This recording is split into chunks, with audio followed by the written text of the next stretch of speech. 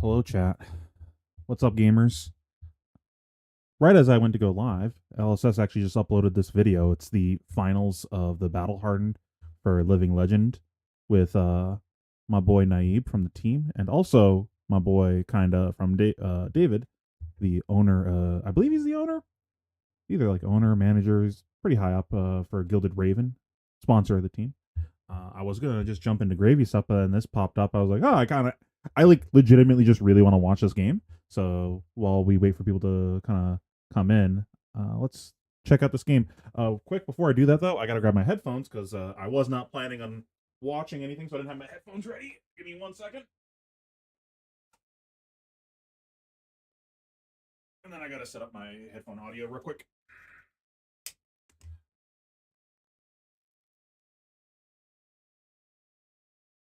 How's everyone doing? Oh, I put that in like way too hard on my left side. Just like hurt my ear. Unlucky.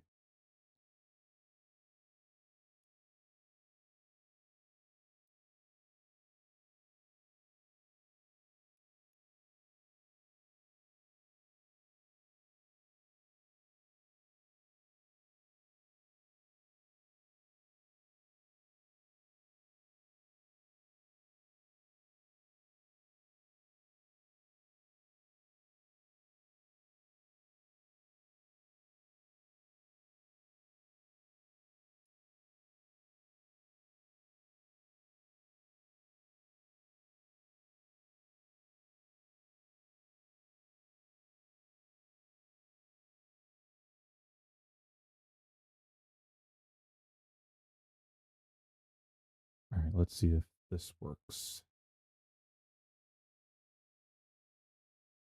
No.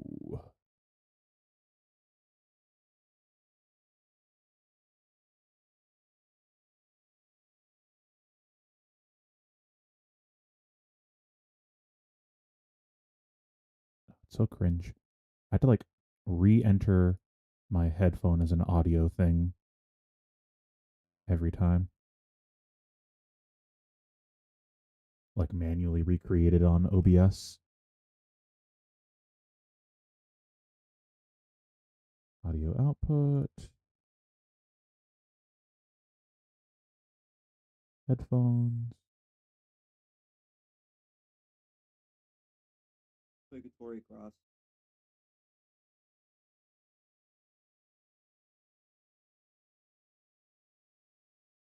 Yep, the Tunic and the Snapdragon Scalers over on the Briar side. And then if we have a look over Right. at Looks like we got Naib's audio. IRA equipment, we see the Blood Spatter Vest, the Tide Flippers for Let's Arcane take a look at the deck lists real quick before we jump into it. So, and also, let's make this big. Also, you guys can't see it, and that would help. Professional streamer guy. Oh, that's better. And let's make this HD. There we go. Technology. Let's see. Pretty standard equipment. Added in burn up shock. That's an interesting inclusion. I like that.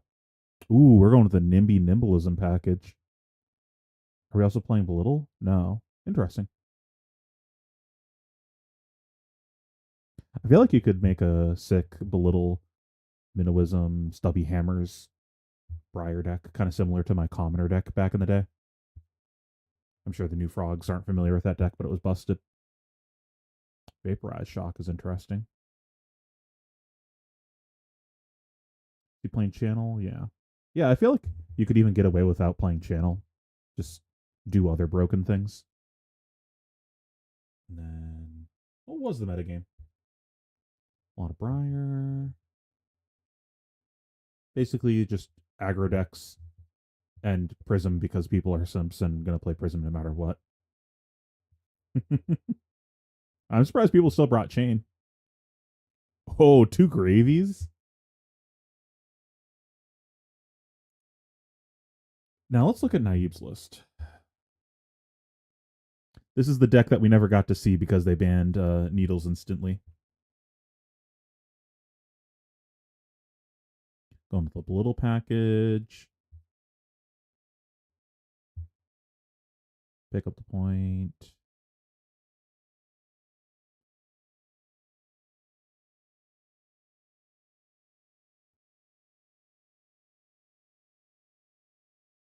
I'll go back to the meta breakdown in a second, and they probably have a top 8 bracket also. So we got like a couple things to interact with our daggers. Not too many. I wouldn't be surprised if this was just like, oh shit, I wasn't planning and then playing in the battle hardened. Let me grab a couple cards to add to the deck. Let's see. Am I blind? Do you see new? Am I blind?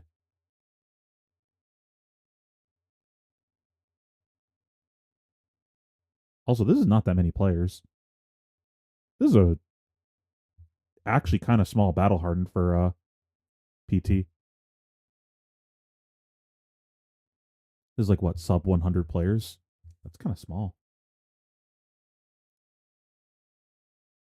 There was a new. Where new? Am I blind?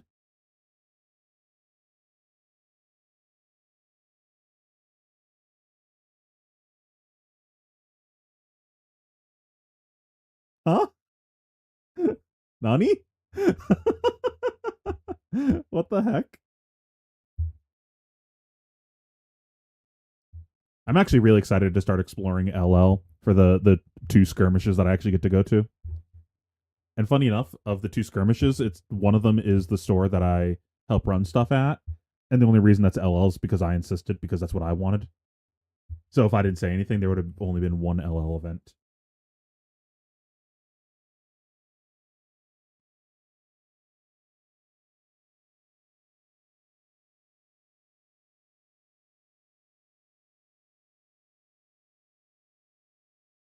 Okay, not fucking around. Let's jump into the game.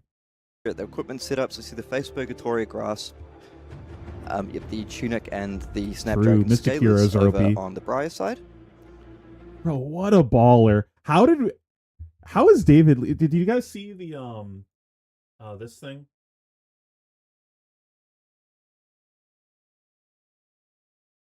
The Drip Tech Drip. Oh, I can't talk. Yeah, Drip Tech Battle. What a terrible name. That name needs some workshopping for sure. But made it a point to it's try basically to just like flexing how cool your deck is or whatever. Come on, how can we not have this there? This deck is sick. This is so much money. I've never even seen this Rosetta in person. I've only seen pictures of it online. If I sat down across from him, the first thing I would have been done is pick that up and just Google it. And then if we have a look over at Naib's Ira equipment, we see the Blood Spatter Vest, the Tide Flippers for Arcane Barrier, Flick Knives, and Mask of Momentum. Yeah, there might be more if I put in 100 miles. I didn't do that. I put in 50-mile radius. Like, I don't feel like going further than that for a skirmish.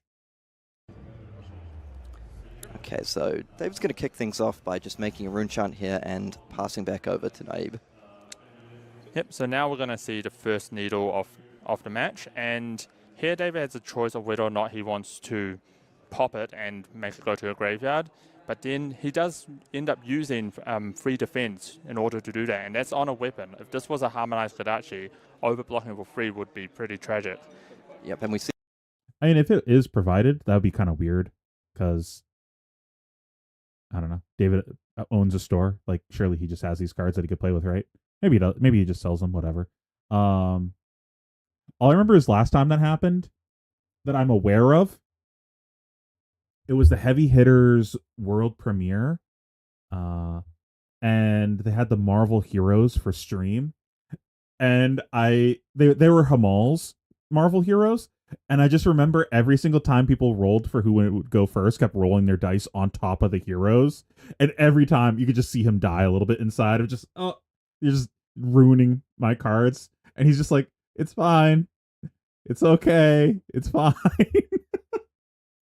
See immediately that second needle coming in for 3. We see the Knives Out come down, giving the daggers +1, and a Flick Knives flicking away the first needle that was going to die anyway.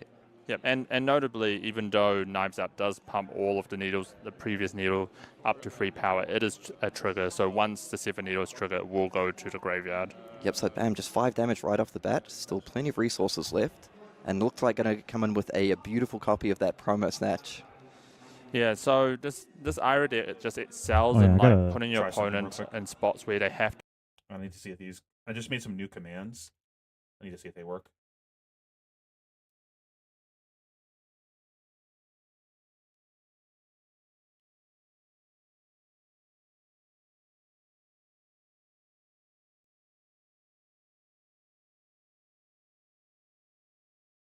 I'm going to say that's a no on those things. Oh, it's just really delayed.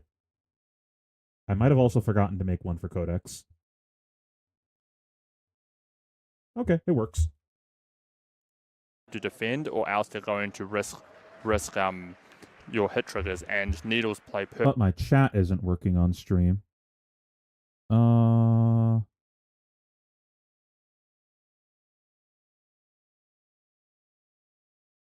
god, I forget how to do this.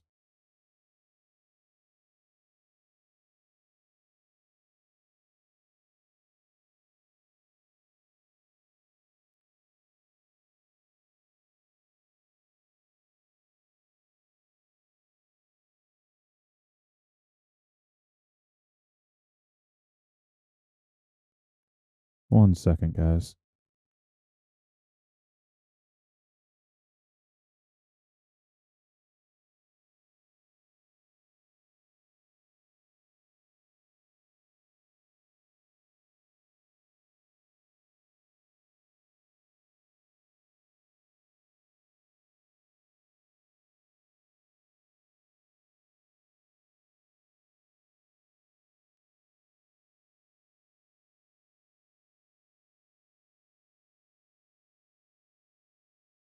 There we go. Sorry. Technical difficulties. As you can see, I changed a bunch of stuff on the stream layout. Into this because needles draw defense value to it, but then you have your Mask of Momentum, your Snatch, and all these on hits. Yep, and now picks up a card off the Snatch there, but not going to be able to use it too well, still at a card in hand. Now over on the Briar side, we see the Skyward Serenade immediately creating that embodiment of lightning, picking up the Skizik, and straight into the Nimby that we talked about earlier. Yeah, this High Seas banger has just really gone in all of the aggressive deck, and Briar is probably one of the best decks at utilizing Nimby. Yep, and the really cool thing here I like is when you pick up the Nimblism, that is now your second on-attack action for the turn, so you're going to create another bottom of lightning off the hero ability. Oh yeah, brother. Which of course as well will give that Skizik the extra 1 point of damage. I can't wait to do that in Commoner. Yeah, so like Briar is so basically kind of like the living legend Aurora, but not having to use the resources in order to get the embodiment of lightning. So okay, looks like that's just going to push through for some damage here, 3 damage plus the Rune Chant, followed up by the Scar for a Scar with Go again. Yeah, I wasn't planning on watching it, but it popped up like right as I went live, basically. Has the luxury of actually not having to defend against many on-hit triggers. So unlike the Ira deck, Briar presents very little on-hits, Plunder Run being one of the few on-hits, and Naive can just choose which damage he wants to defend and doesn't have to worry about many different on-hits effects. Oh my god. Okay, this is making me want to play Briar. Maybe saving that Nimbleness Inflated, just really wants to pump up that Skizik for max. Comes in for 10, and Naive just saying, no worries, like I'll take 10, followed up by the Rosetta Thorn, and all of a sudden, Naive down to 18 life. Yep, but Naive does have kind of interesting that he decided not to Arsenal that card. I guess not wanting to fight against Arsenal Disruption. You're still getting 4 value out of it, but I don't know. I feel like I would have just pocketed that. Like, you still have all your armor up, opponents down to like 22 there. 4 now versus 4 later.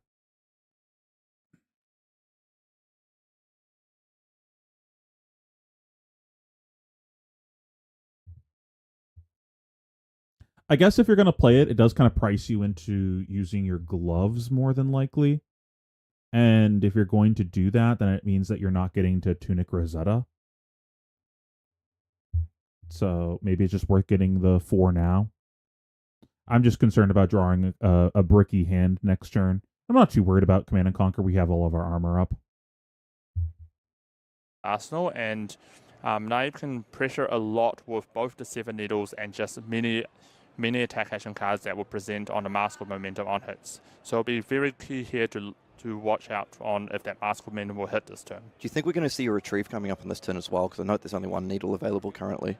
Yeah, so we didn't actually see the Arsenal card of Naive, but on your first turn, when you flick your needle so aggressively, you do want to Arsenal a Retrieve card, and we do know there is like 15 in his deck. Yeah, but I did just see a pick up the point was revealed off the Belittle there. So Belittle going to go ahead and pick up that blue minnowism.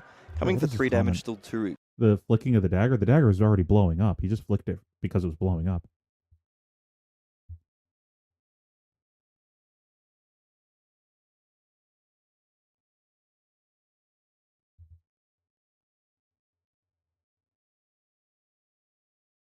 The URL... Is the URL in your graphic wrong for Codex Journals?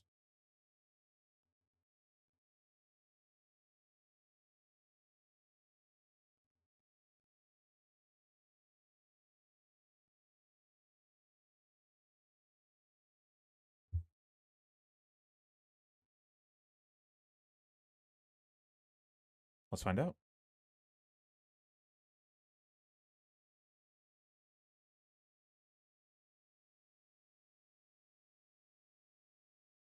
The window is way too big. God, why can't I resize this?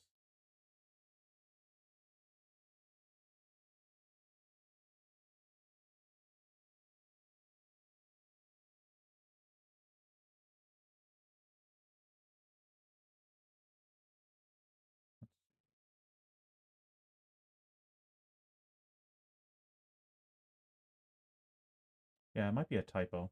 I might have to adjust that. It's supposed to be this.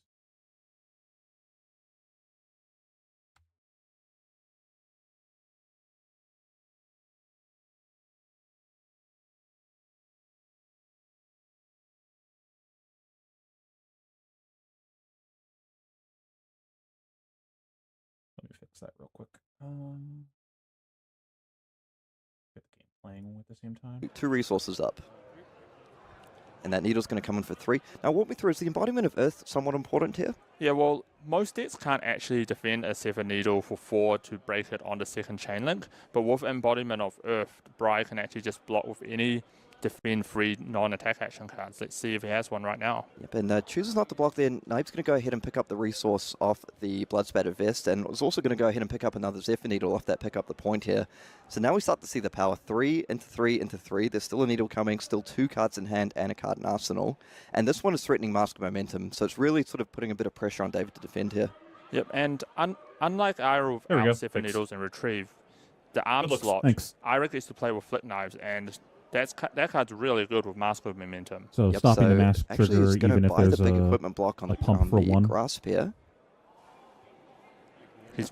He's blocking for 4, playing around potential Concealed Blade or anything else. No, don't apologize. I appreciate it. And we see the flick right now, and this means the Mask of Momentum is still threatening on the next attack. Yep, and here we see Needle coming in for 2, just constantly saying, do you want to give me a card? Like, I'm happy if you do.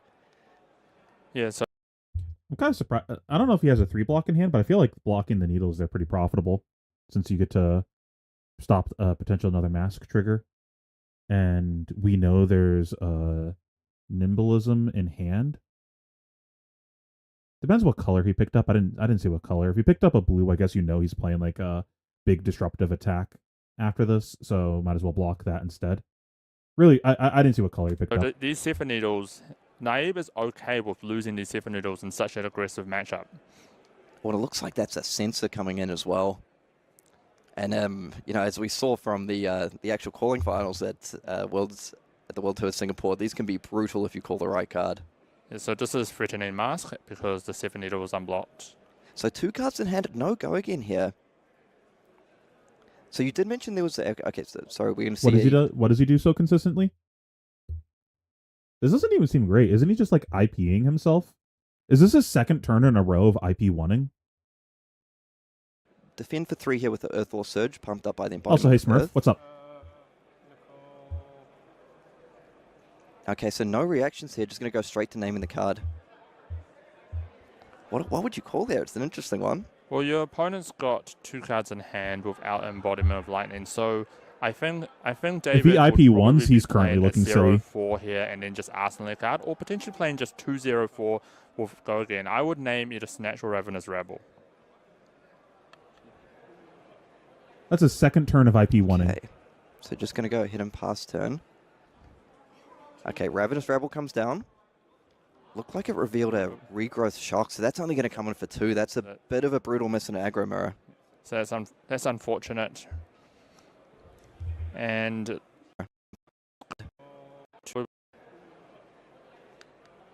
Okay, so just going to go ahead and pass turn. Okay, Ravenous Rabble comes down. Looked like it revealed a regrowth shock, so that's only going to come in for 2. That's a bit of a brutal miss in an aggro mirror. So that's I'm curious to see how he wins this game. He's like pretty far behind. And okay, and it looks like the last card in David's hand there was a snatch. We didn't quite catch What what did Nabe block did with? would embodiment by the embodiment. A surge and also technically surge. I'm just now realizing both of those cards say surge. And how many years has Tails been out? And I'm realizing both of these cards have the same thing. I never realized that was a cycle. Is there an ice surge? Can't see life totals. Boom.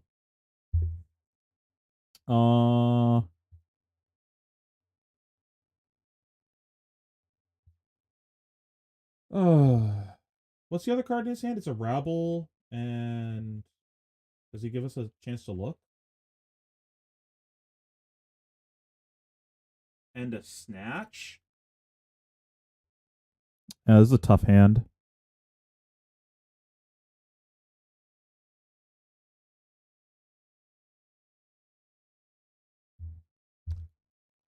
I almost like blocking with a Rabble instead of the Surge here.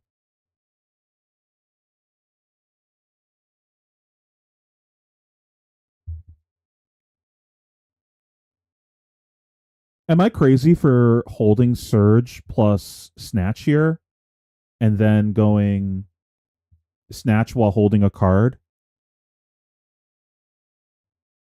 If it hits, I'll snap. If it doesn't hit, whatever, I'll move on with life. I'll just leverage my snaps are still on the table. He IP'd the Minnowism, I believe.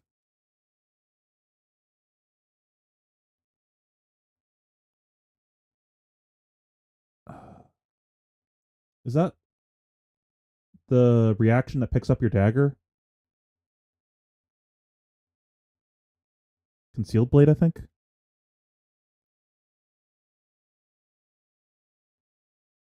Yeah, Okay. I don't know about that play from Dave. Just going to go ahead and pass turn. Okay, Ravenous Rabble comes down. Looked like it revealed a regrowth shock, so that's only going to come in for 2. That's a bit of a brutal miss in an aggro mirror. Because, like, I think you can assume this Rabble on average is probably like 3 value, right? We're at 11.24.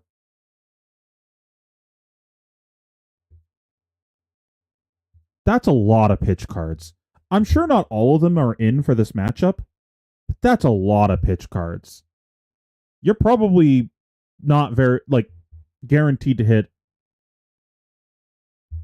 a 4 there. Actually, you might be playing most of those pitch cards now that I look at it again. Because it seems like it's mostly like reds that are coming out. I could be wrong, but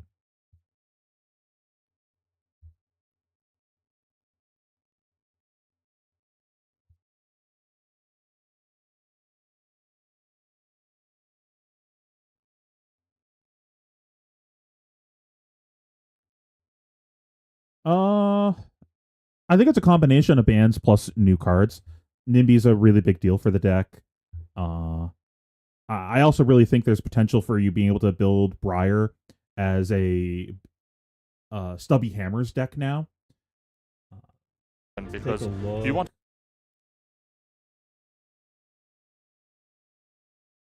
let me pull it up real quick. Show you my commoner deck from back in the day.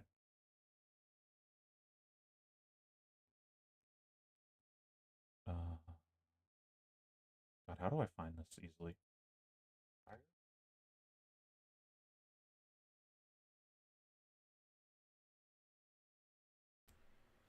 Boys.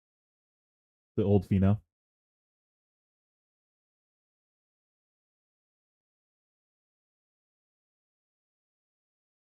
Oh, is FabDB just dead?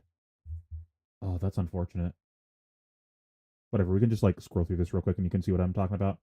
So you got access to Ball Lightnings, you got Belittles, you got Nimby, You've got Skizix. You've got Fry if you need an extra one.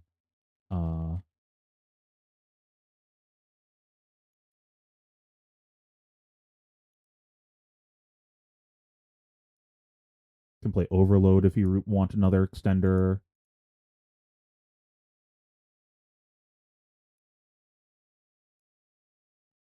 And I suck ass. I just like never scroll down.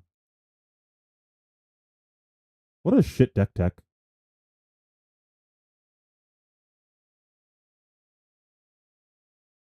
Okay, is there somewhere else I can find my old deck? Shit.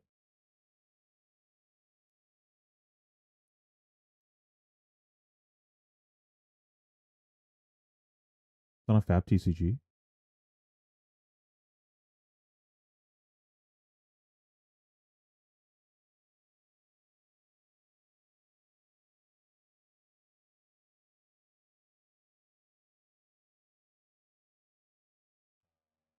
Game? Nope. I hate the tabs on Fab TCG. Like, why would I think I would go to events to find deck lists?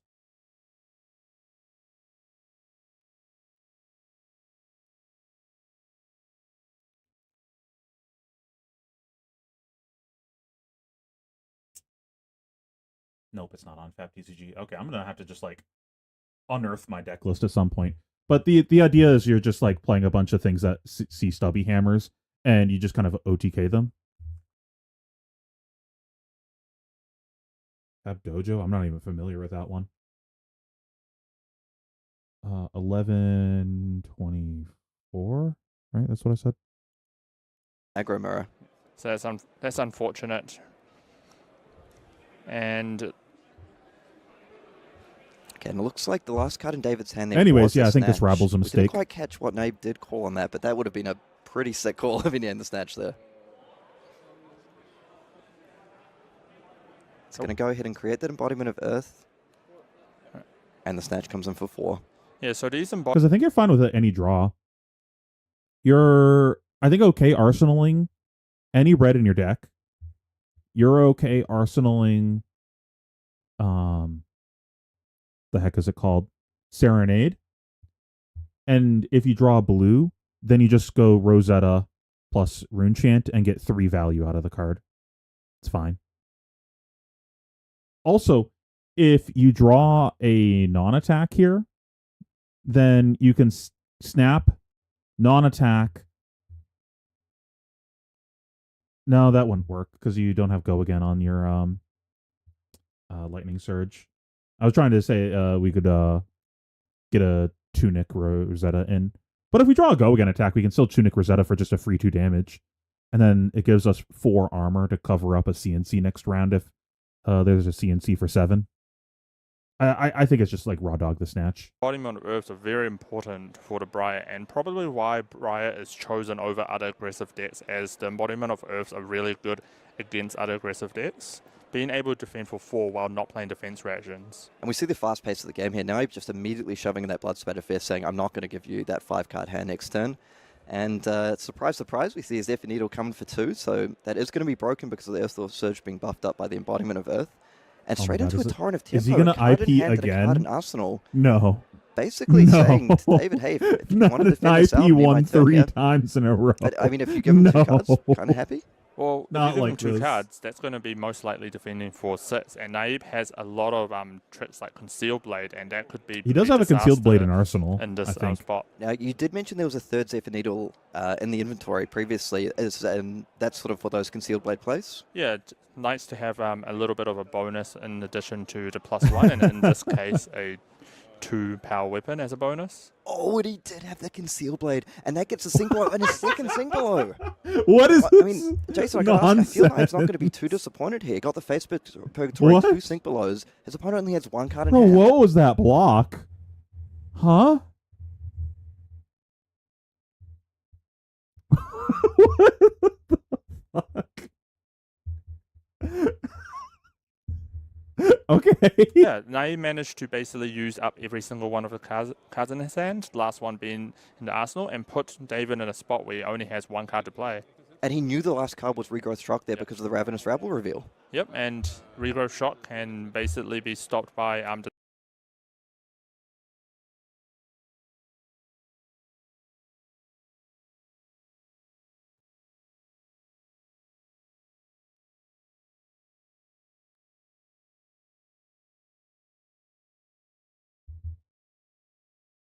Okay. I thought I put it on top of the deck.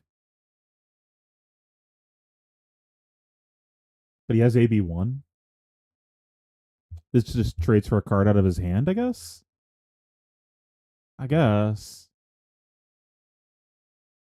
And if this hits, we get to like pick up go again attack, play the go again attack, then Tunic Rosetta. That's pretty good. So this is like demands a card out of Naib's hand, which he's fine with because he's more than happy IPing cards anyways. the tie flippers, Naib choosing to play Arcane Barrier against Briar, and a lot of that must be because of Regrowth Shock. Yeah, probably not super concerned about the rune chance. Maybe a little bit of damage here and there from the Rosetta. I think this is the only card Naib is interested in preventing arcane damage from. Yep, and a pretty heads-up play getting rid of that Sink Blow here. I really like that.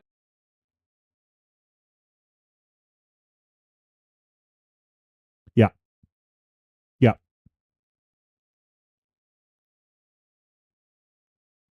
Bro, imagine if he blocked this on the needle instead. Should it be broken? He only blocked 8 on it. He only blocked 10.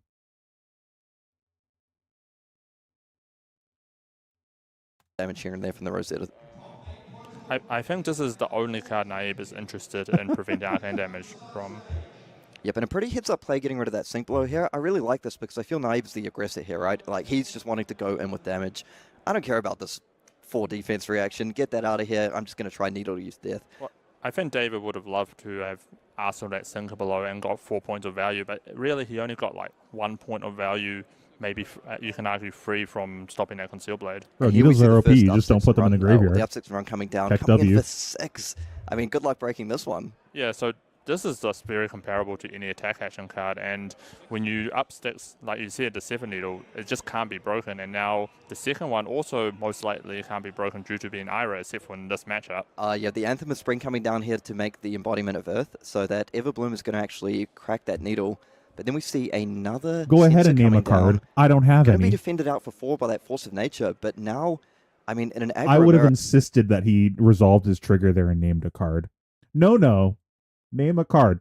Do the game action. I feel like you want to be the beatdown, right? Yep. So this is the very classic play It's from the Naib, principle of the just matter. 4-card hand, presenting, I believe it's 16, 14, and just woof the flip knives, woof some triggers, woof some incremental damage, and Naib has not lost the momentum for 3 turns. Let's see if we can have a look at what Naib's working with here.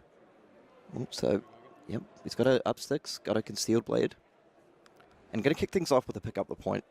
Yep, so here's another Conceal Blade. That's so sick, because it's basically another... Now, if this was the Pro Tour finals, they would have had a judge come over like 2 to 3 turns later and just picked up the needle and resolved the board state or something. Why did David block with Serenade plus blue? Is all the Skizzics gone? He blocked with it because it was worth 3 on 6, I think. He just wanted to get max value out of his embodiment. And it, like, stops mask. Another version of Retrieve, right? You just get to pick up that 3rd needle from the inventory. I don't know if that's correct. Yeah, and this is on hit trigger, so not only does it get you to 7 needle, I'm kind of you not got an extra questioning point of value him from at this point. From the pain in the backside. This I don't think David navigated this game correctly. 4-point swing. And no embodiment of Earth, importantly, this time. So the 7 needle's coming for 3. Going to be very hard for David to crack. Yeah, so playing against Briar as Ira, or as any aggro deck, you really want to wait for that turn when your opponent has no embodiment of Earth. So you want to just keep pressuring them, and eventually the Briar is going to struggle to deal damage with an attack action card to you, and that's the moment to strike. And Naib has chosen this turn to basically put the pressure on. I feel like with this much retrieve in the deck, you just don't fight over the needle. It just doesn't seem worth actually fighting over. You're just losing value every time you block one of them. And the only reason you're blocking them is so they can't do it again next turn. But if they just keep fucking picking them up, who cares? It just doesn't seem worth it. I think you just ooga booga no blocks and try to race. And just say, I do more value per card than you do. Your value is medium next to mine. Yeah, your needles are above rate, but everything I do is above rate. Yep, and a little bit awkward here for David. We see that Snatch coming through as a final chain link, threatening 4 damage and the on-hit. 2 cards. 2 cards. I mean, does have that Grasp of the Arknight. Does he have a 3-block to pair with that? Oh, and this might buy 2 cards. That feels like... It feels like David's kind of hoping Knife's going to brick at some point here. And this is when Briar's on the back foot. Like I said, it's really hard to get your embodiment of Earth when you're down to 1 card. Yep, and also neither of those needles have been cracked. So next turn's going to be a 4-card hand with 2 needles just good to go. Flick Knives available. We might see some fireworks. So one of the turns that David blocked makes sense. If we go back, it was the one that I was talking about earlier. This turn, I understand why he blocked. The hand sucked ass. He's got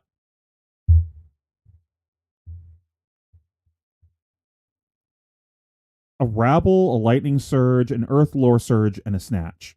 His hand's not great.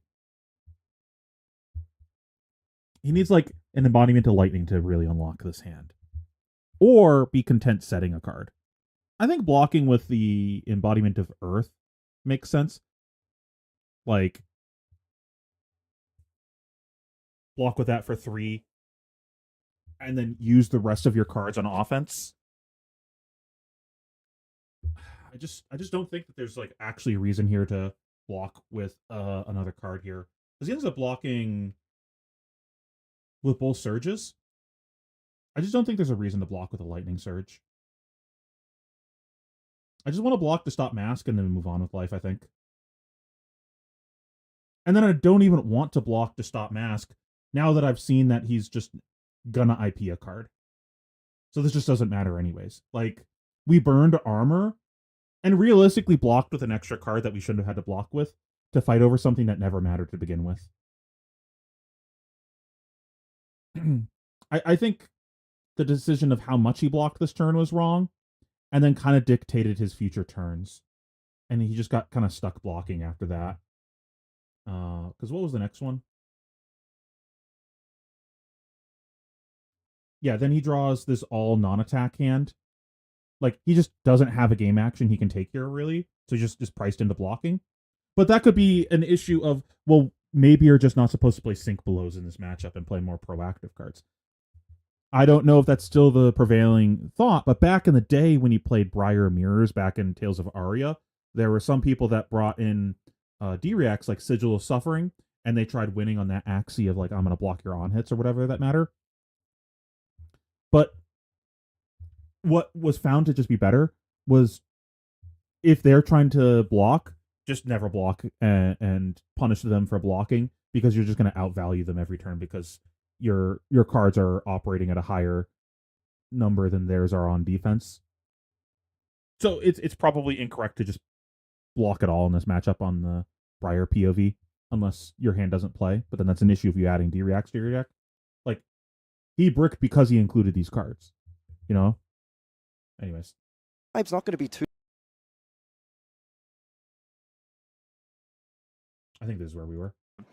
From the pain in the backside, this is at least a 4-point swing. And no embodiment of Earth, importantly, this time. So this Even Needle's coming for 3. Going to be very hard for David to crack.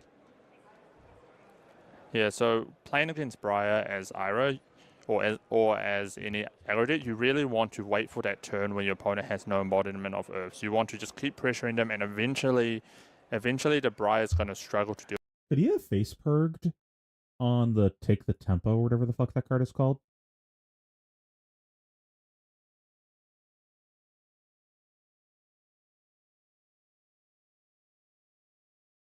No. Look, This is at least a 4-point swing. and no embodiment of Earth, importantly, this time. So this Even Needle's coming for 3. Going to be very hard for David to crack. Yeah, so playing against Briar as Ira. I think you also want the other chest piece if you have it in your deck. 1525. Yeah, I think he's supposed to play the Dyadic, because this game isn't supposed to go long, so you're not getting Tunic value. And just having that raw block value matters so much against all these on-hits. I think you just try to leverage your armor fridge to outvalue them.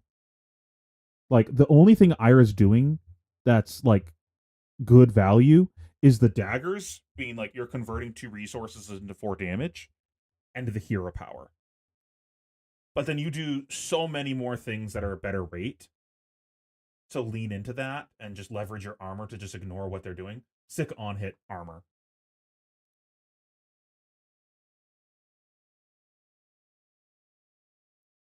Against Briar as Ira or as any aggro deck, you really want to wait for that turn when your opponent has no embodiment of Earth. So you want to just keep pressuring them, and eventually the Briar is going to struggle to deal damage with an attack action card to you, and that's the moment to strike. And Naive has chosen this turn to basically put the pressure on. Yep, and a little bit awkward here for David. We see that Snatch coming through as a final chain link, threatening 4 damage and the on-hit. 2 cards. 2 cards. I mean, does have that Grasp of the Arknight. Does he have a 3 block to pair with that? Oh, and this might buy 2 cards. That feels like... It feels like David's kind of hoping Naive's going to brick at some point here. And this is when Briar's on the back foot. Like I said, it's really hard to get your embodiment of Earth when you're down to 1 card. Yep, and also neither of those needles have been cracked. So next turn's going to be a 4-card hand with 2 needles just good to go. Flick Knives available. We might see some fireworks. Yep, and you might think if you don't have any needle, you can't really use a retrieve. But with the Flick Knives, you can... If you have 2 needles to start with and you have retrieve, you can basically attack with 3 needles easily. Yep, because I mean, people know Briar is this like just dominant aggro deck, really, really strong. But now we're seeing the absolute power of these Zephyr Needles. And David quite fairly in the tank here because you're kind of thinking, I just don't want to give my opponent infinite tempo while I just sit and set up for a turn that might never come. Yeah, that's it's actually quite unique. We're actually seeing the 2 aggro decks in this format that are traditionally good against other aggro decks. Briar has the benefit of embodiment of Earths, while Ira has the benefit of on-hits. And it's probably no coincidence that the finals mystery card was 2 aggro decks that were good against other aggro decks. Oh my god. I never realized that until now because it just like was never illegal in CC. God, what's the name of the card? It's in his hand right now. The thing that picks up Skizzix. That's just a self-contained Rosetta. You just play that, search, play the other guy, Tunic Rosetta. It's just self-contained, turned on Rosetta. Oh, it's so OP. Like, you saw the metagame, there was a lot of aggro decks out there. Yep, and no blocks from David here. So Knive's going to go ahead and flick that Zephyr Needle, just, trust in your deck. Your deck will trust in you. He's going to, can bank on picking up that retrieve card, gets that card for Arsenal as well. I think watching this is making me want to abort mission on kick things off with a Gravy Serenade stuff tonight and work on LL, but I should work on LL, or work on Gravy. If so, that's big. Maybe we'll do that in another stream this week or next week. Gotta get ready for the skirmish season. Reaction. All right, so now the pressure's on David. It's really important now David gets at least 1 card out of Naive's hand, and really important he gets that embodiment of Earth going into next turn, because now David is on a back foot. Let's have a look at if we can see what Nape's working with here. Oh, an up 6 and run, a dual threat as well. So is there going to be enough to get the max value of that dual threat on this turn? Well, Naive just wants to survive this turn with at least one of the 3 cards in prisms hand or to Dromai, just or both. Maybe pressure I'll play a the different last hero total, each one. and he takes the first Skizzit. So he takes this takes the Rosetta Fawn, goes down to 6. I mean, that tells me there's some fireworks coming on this turn. So we're going to kick things off with the up 6 and run. That's going to go ahead and pay 1 to retrieve we're going the to die needle. with our And like we say, if there's any attack, action to pair up to be able to go, or if you get the full value, the dual threat on both your needle and your attack action, it's going to be huge. So yellow up 6. This one's coming in for 5 here. And we know a card is very good when someone plays the yellow copy of it, right? Yeah. I mean, 9 copies of something in a deck. Every time I play Blitz, I don't have fun. So why would I play? So again, this one's coming in for 5. Pretty hard to crack even with that embodiment of Earth here. Yep. David has drawn a hand that has the regrowth shop. Sorry. He does have okay defense value. But again, like we were saying before, if all you're doing is defending against another aggro deck, I mean, we see the Snapdragon Scalers just sitting there on the field, still unused. Yeah, it's going to be a tough ask, but ideally David needs to come out of this turn with still some life total and then just play a Snatch or play 1 card that can threaten something from Naive. I'm just not interested in going to that either. Really I don't give a shit about Guardian. Right yeah, one of the things is here, when we see that I would maybe usually you don't go want to play that, but at this point in the multiplayer game, thing if they had a thing for that. Off to block an on hit if he I'm needs down to fuck point. around with the yeah, multiplayer so thing. Not only is Naive in that's the fun. driver's seat, I'll do that. Higher defense value. I like multiplayer stuff. I'm a commander enjoyer. It may be 6 to But 6, but I it's don't give a fuck Naiv's about game to Guardian. lose here. Yep, so that's going to go ahead and fully defend this out for 5. So a bit of a heads-up play. I like the fact that, you want to try shut off the Mask of Momentum. They probably don't want to Flick Knives your other one. Oh, and a Bittering Thorns comes in for 5 here. That's another breakpoint. That's going to buy 2 cards. Now, does Naib have the second on-attack action to pair up? No, he's going to maybe just hold on to that dual threat. Oh no, pitch it away. Just keep pushing the damage, right? And this game is really showcasing the power of the 7 Needle. 7 Needle costing the same as a Rosetta Form, but having the access to go again, doing much more damage than David's weapon. We see how much pressure these 7 Needles have done for Naive compared to the Rosetta Form, which is, some might say, the best weapon in the game from David. It's just really been outshined 2 by these 7 resources for Needles. 4 damage Absolutely, and versus this 1 resource Torrent for of 4 Tempo coming in damage. for 5. That's going to force the Tunic block as well. So he's going to take 2 damage and a Flick You here. kind of have to He's down to 1, and this game is all to but over attack. here. Down to 1 We're life. just blocking with our whole hand still every available turn. on Naib's turn. This just isn't David getting better with for 1 us. card in hand.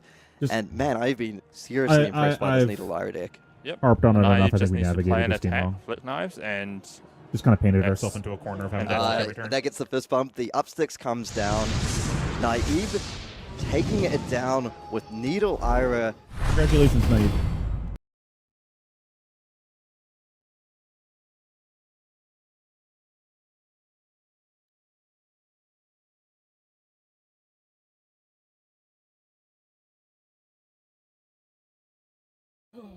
Okay, back to your regularly scheduled programming. Garvey. Oh yeah, I meant to do that. I'm gonna be posting this on Patreon later. I went to post it, and then Patreon was just like broken. The whole Fabry migration thing was breaking the link. I don't know what's going on, but we are gonna be doing a little bit of experiment. This is just a small experiment. A number of people have been asking about Cuddy Shark recently, so I was like, oh, I'll fuck around with that, see if that card has any legs. It's like functionally the same rate as your other guys in that cost curve. You're getting 8 value for 3 resources. It's got 4 health, it's got 3 attack, so you're at 7. And then it costs 1 to play, 1 to swing, and 1 to activate its effect, so 3 resources for 8 value.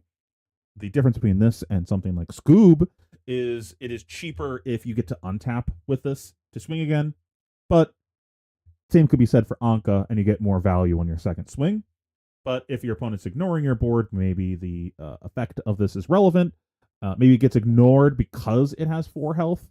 I'm not sold on this card. I can see where it has merit, though, and it's worth at least experimenting with. But I get the feeling that this is not going to stay in my deck, and I'd rather just be playing Anka. Other than that, we're just playing a pretty similar shell to Hamilton's with like a couple minor tweaks here and there. I like this overall game plan. I think I added in Snag over something in his. I don't really remember what else, but let's go ahead and grab some games.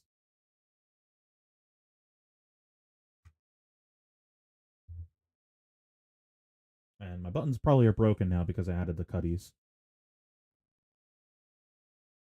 Questions that we need to answer is some A/B questions for Verdance. I'm trying to figure out my sideboard configuration against decks that I kind of need to respect their damage, but they could randomly fatigue me. For the fun. Thinking, please bear with me. Let's see. Go with the Crown to deal with his stupid attack. AB1. Need 1 extra card.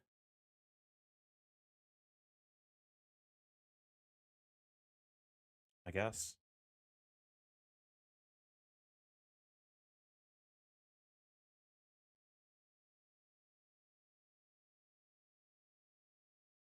I think I'm fine with this. Maybe it's a Scoob. Make some gold when I finally do that. No, I want a cheap attack when I finally get online, right? I am not confident about the sideboard configuration, but send it. Exodia. Obliterate.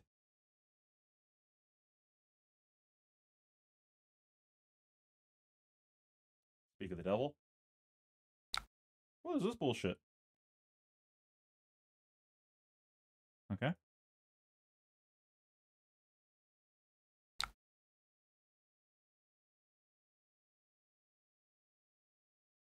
Unlucky. No arsenal.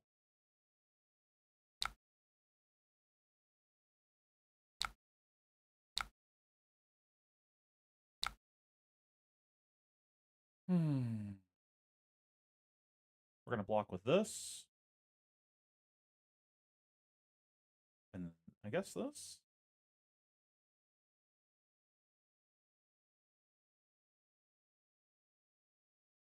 Keep a tipple. Also keeps a blue. I guess we get rid of the yellow tipple.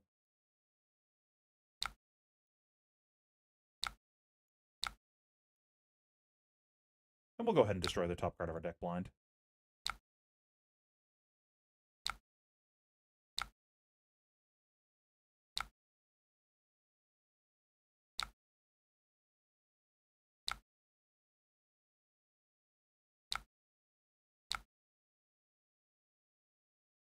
Okay, so the plan is always start by playing Tipple, discarding Swabby, pitching Sunken Treasure, and then we'll find out what we're doing with this Call of the Grave afterwards. We're going to Compass after Tipple because we're always doing this.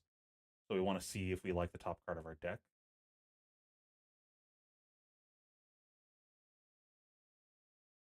There's an argument for compassing first to see if what card we're going to draw into and then maybe call to get rid of that card. But I think this is fine.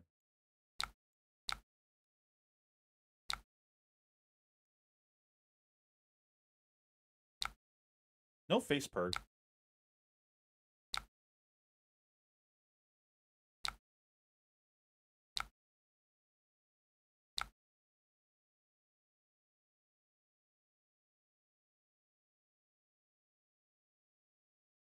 I don't want an Arsenal because he has that, so I think I just grab a Fiddler's Green.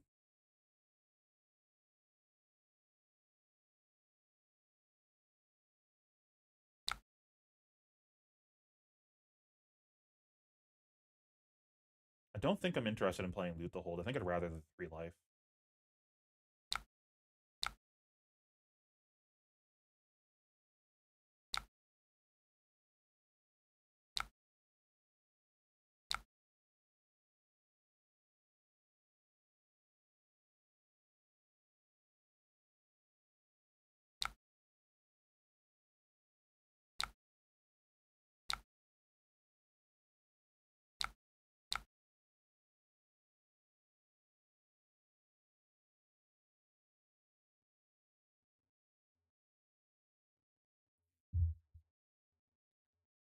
So you do scroll down on your prior video, by the way, and I reconstructed the deck from the video. You won that event with 1 open card slot, by the way.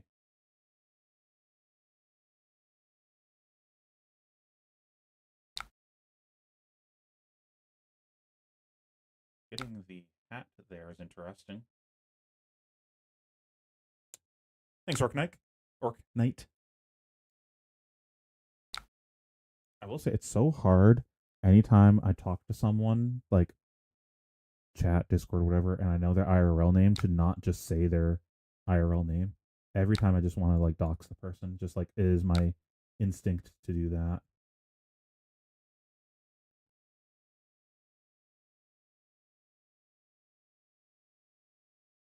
All right, what are we doing? You leaving me with my guy?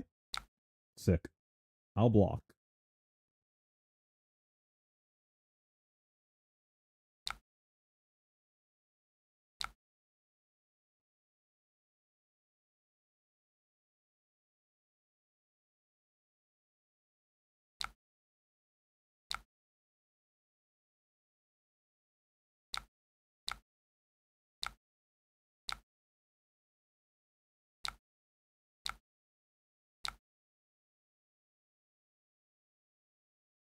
I think it's because it's this guy.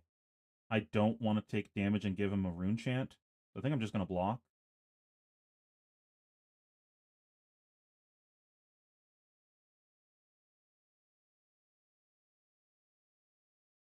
And then just swing 7.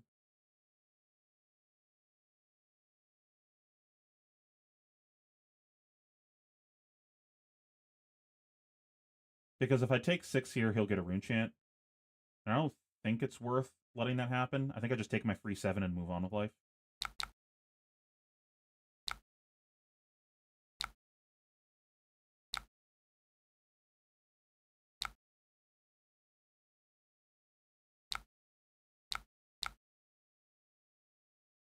And we're drawing into boat. He doesn't have hat. Seems good.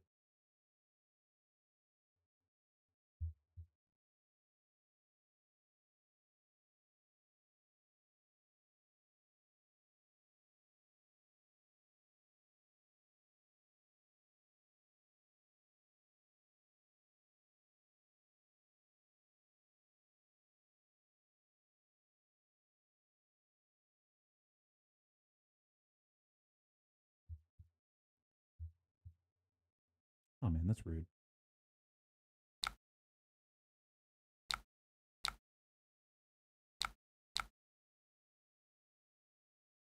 No blue to go with it, unfortunately.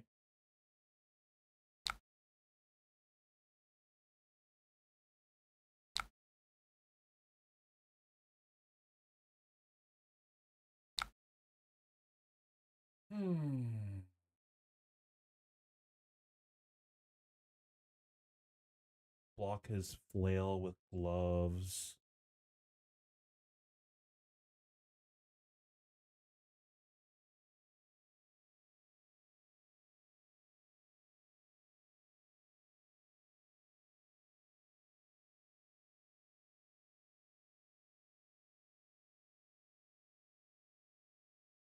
What are we supposed to do here?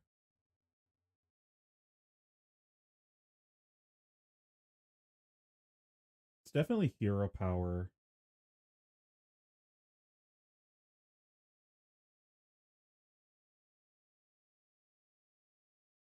Maybe just like pitch one of the yellows into AB.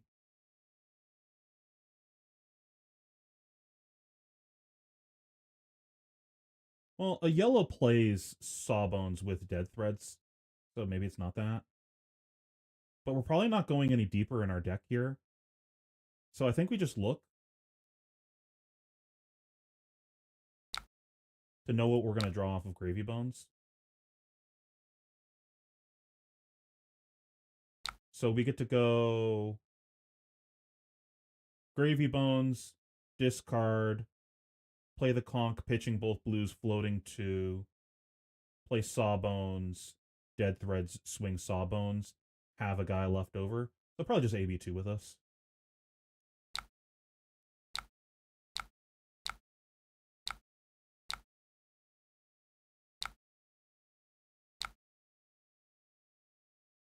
Maybe we should have waited for the next attack. But there's a good chance he doesn't attack again. He just wants to set on the rune chance for next round.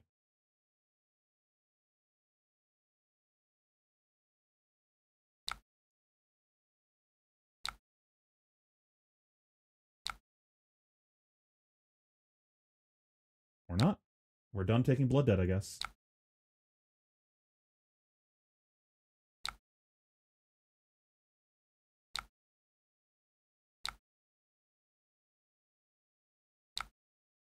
Unfortunate.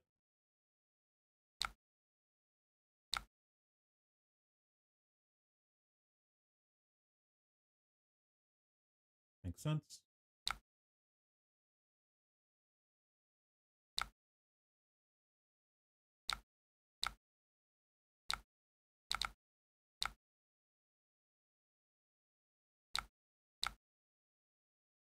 That was always a possibility.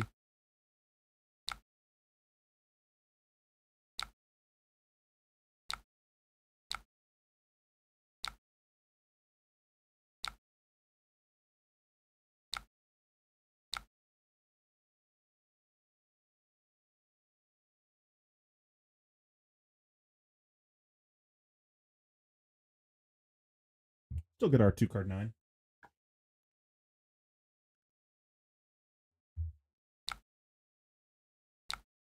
And a gold.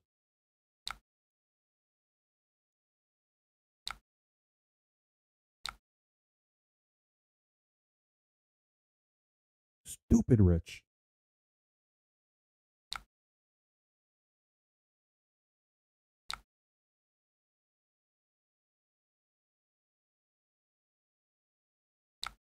Me, you say.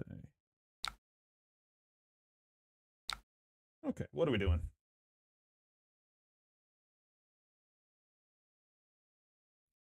We're always starting our turn by looking at the top because the swell, I guess. No, I think we just like randomly kill the top of our deck with this. I guess this is a good arsenal as well. I don't think we block anything, right? Maybe just Sawbones.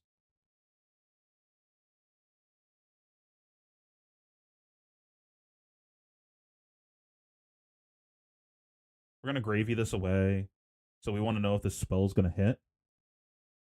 It's what are we doing with this? I think it's if we see an ally on top, we use this now. And if we don't see an ally on top, then we just park this in Arsenal. And if it's a blue on top, then we swell. Okay, I think we figured it out.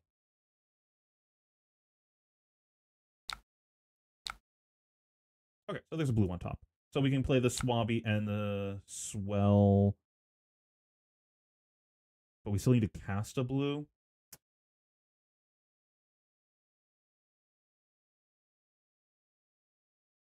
So I guess that doesn't work.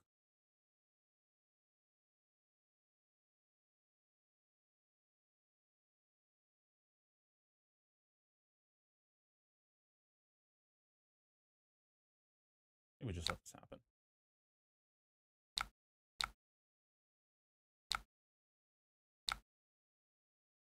Oh, right, it's coming in for 7.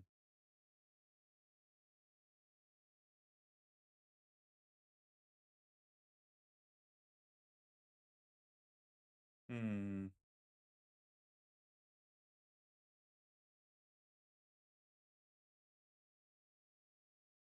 I'm not sure what I'm supposed to do here.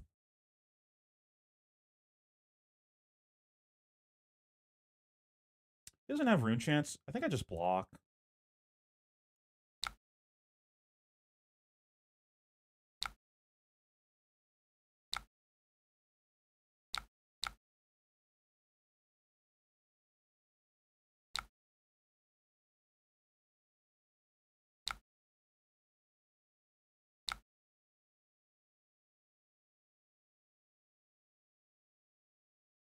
Oh, yeah, right. That's no longer going to be there. Forgot it was this guy. So that was a bad compass. Me? Huh.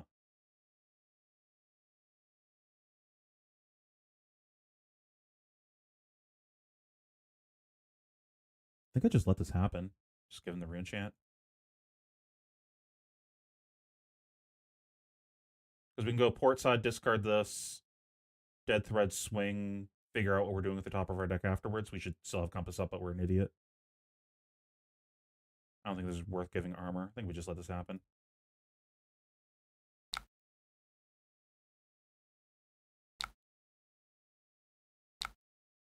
If I knew that I could play a guy and swing here, then maybe I would Sawbones this because I'm attacking with something else. Like we had that Oyston in the bin, but not reality.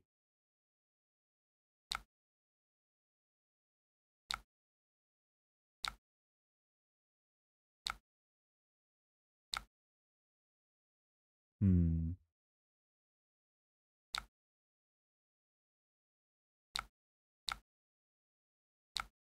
I think we just Arsenal this.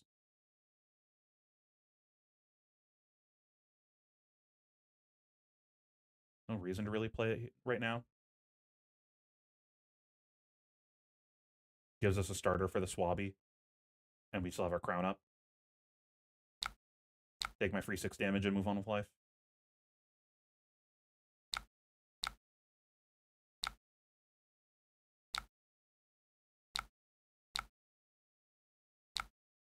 If we hadn't compassed there, I think we're supposed to compass and then we maybe draw off of gold and then we figure out what we're doing from there. Because if we hit another blue, then we can play and swing Swabby.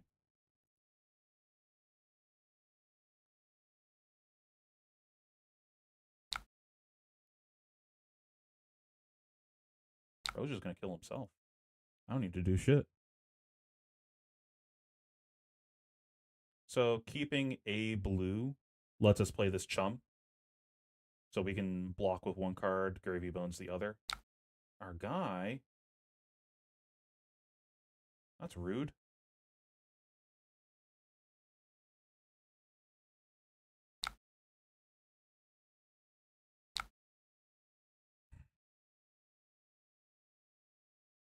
I think we wait and see what's next.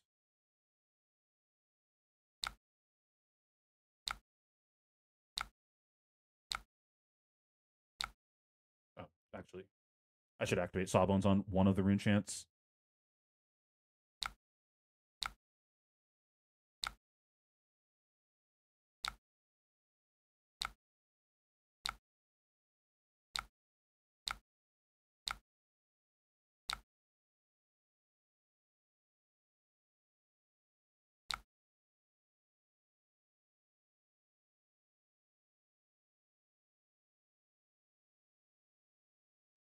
That is way too much font and too small of a size for me to be able to read on Talishar.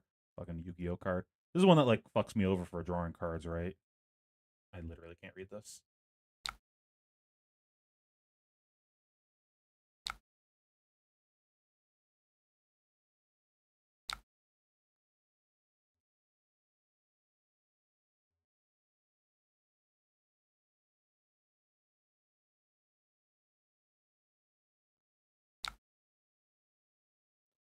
You may play this card from your banished zone. If you do, it enters the arena with a Doom counter on it. At the start of your turn, destroy this unless you remove a Doom counter from it. If a hero would draw a card during an action phase, instead they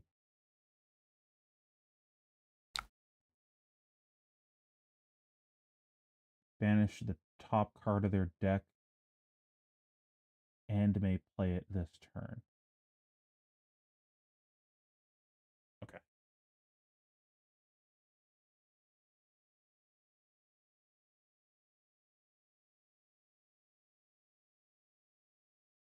So he's going to make an Eloquence to play this so he can play something else, I guess?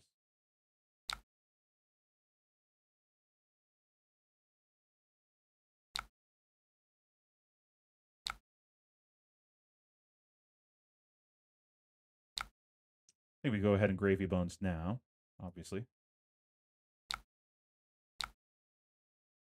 Unfortunate. But at least we have like an outlet for our hero next round with the Tip the Barkeep.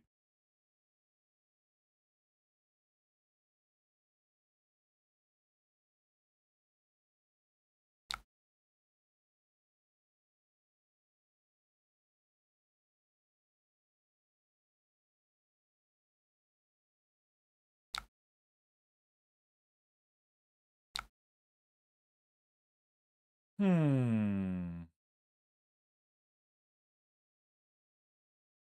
think we just start off with Compass to figure out what we're doing with these two cards. Because we're just going to use these two as pitch for the turn.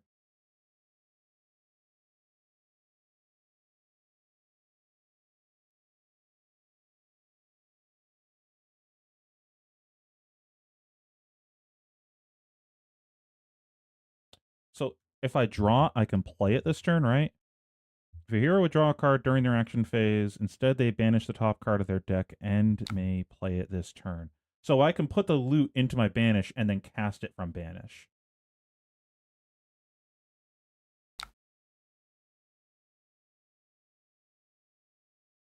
Do I want to do that?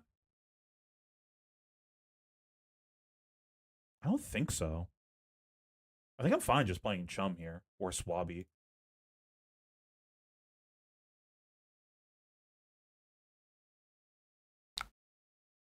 Does kind of suck if I got inverted there, but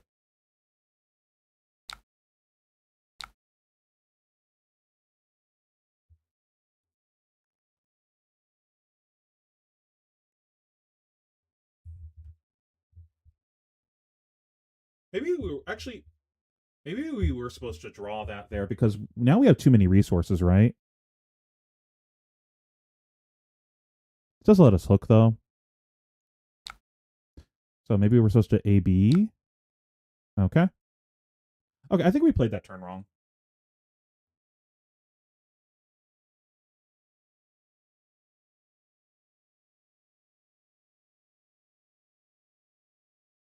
We know this is on top. We don't know about this. We have a chart in our hand. We just use the chart for pitch instead. So we pitch the chart, float one, draw loot into banish, cast loot, still one floating, and then we have 6 resources to play with.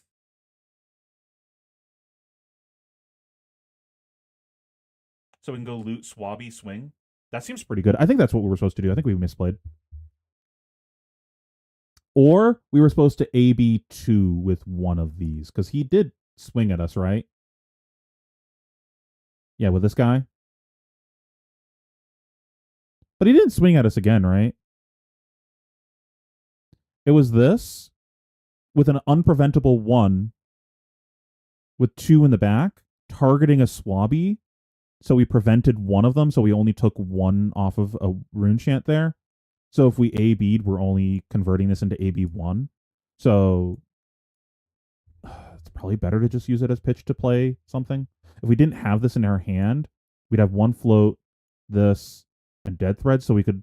So it changes from loot the hold on Swabby to loot the hold on Chum. So it's probably better to just hold the extra card instead and just take 1 damage and move on with life. But preventing the 1 also plays around him having a cull or a succumb. Does it? No, it doesn't, because he already dealt us damage. We literally can't play around that effect this turn. So we just whatever, hold the L if he has that, and even if he has that, we aren't even using all 5 cards efficiently, so it's fine. I think I'm fine trading a full card out of my hand for a full card out of his hand in this exact board state. Okay, did we learn anything though?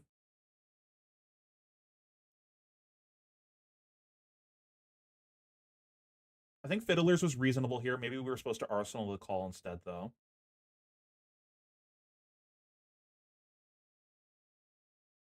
Not anything new, but getting out some guys early, so that way they have to choose between hitting us or our guys is pretty good.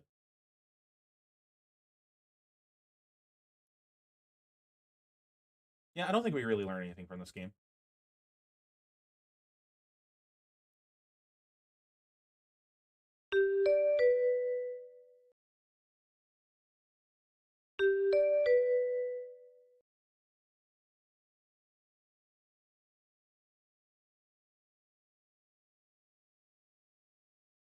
Where is the thing that shows the number of cards in my deck? There it is. Add a Cuddy, I guess.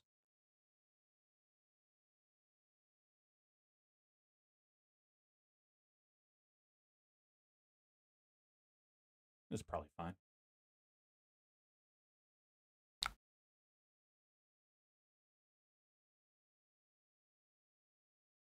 think we just always raw dog this chart no matter what.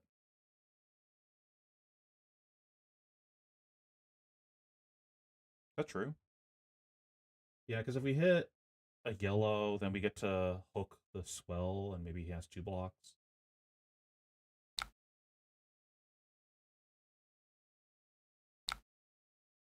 Oh!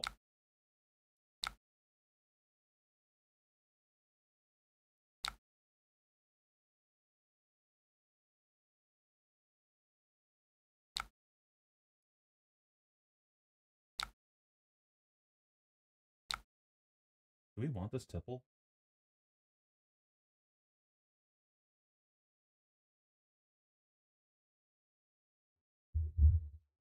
I almost just want a bottom, but we're likely to find an ally. What do I want to do with this swell is my current question. Obviously, this is going to the arsenal.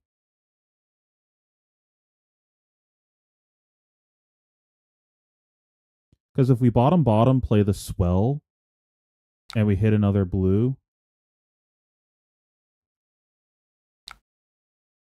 then we put the blue to the bottom as well. Because I think we want to find an ally here, but maybe it's fine. Maybe it's fine just leaving this here, because we're pretty likely to find an ally. I think we just do that, and then just pass the turn arsenal the conch.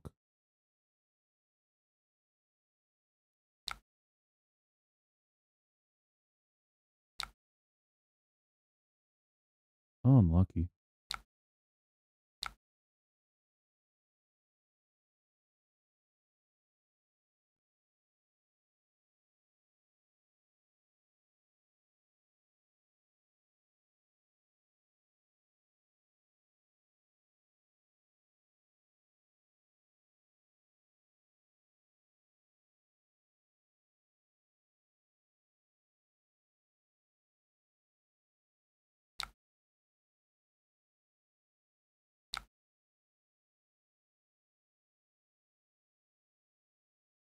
What is this nonsense?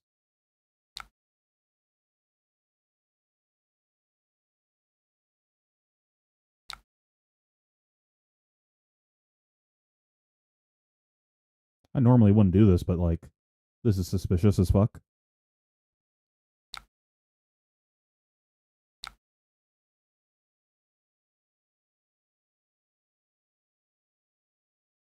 Making $1. I'm down to block 5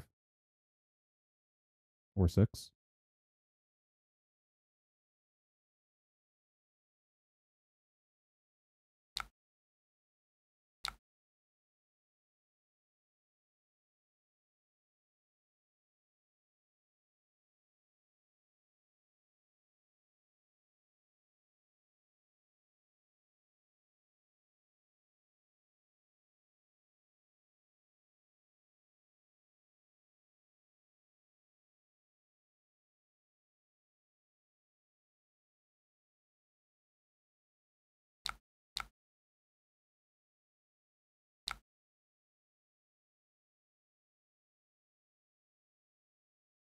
We just make him do it now, right? Whatever.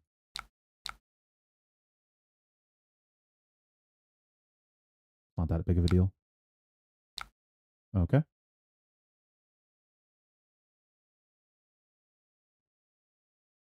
Resolves. Kick W.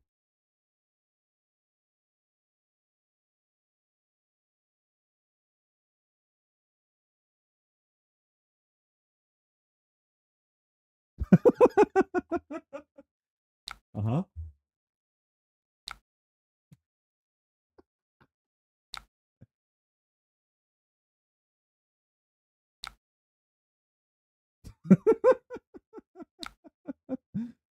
I'm expecting a concede in a second here.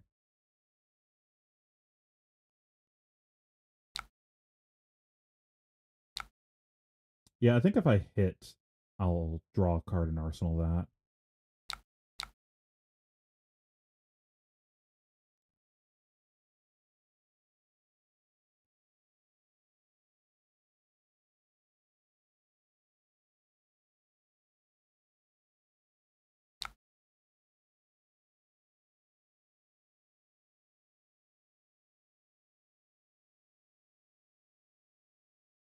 We just need to make sure that we don't get breaking pointed.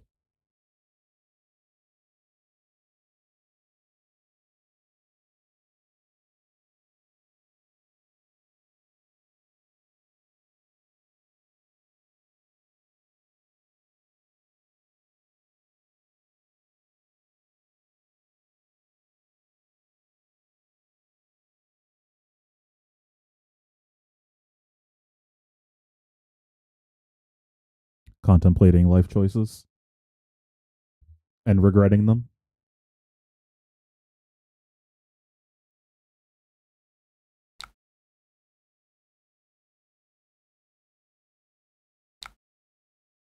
Got a scale? Nice.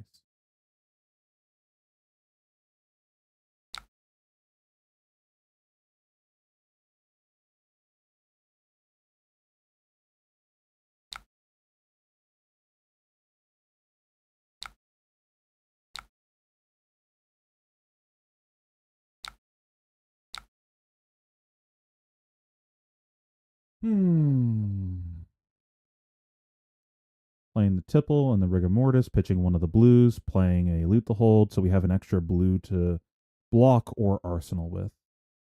He has no daggers, so this is pretty free for us to stop the mask.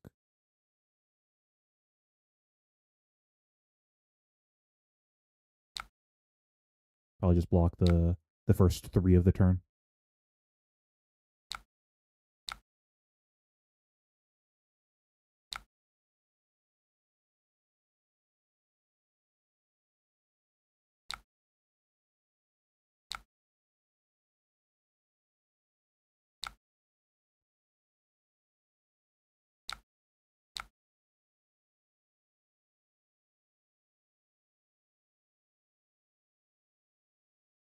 I don't think there's any reason for us to block here. He's going to pick up his daggers and probably pass.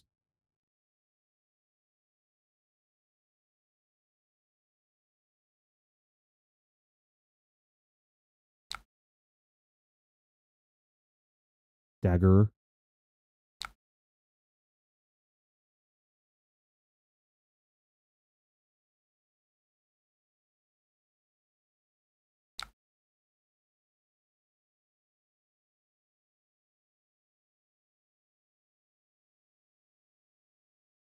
And I think we hook the tipple because we want to spread out our on hits.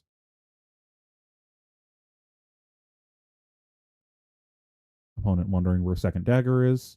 I activated hero power. Where's the other one? Gek W.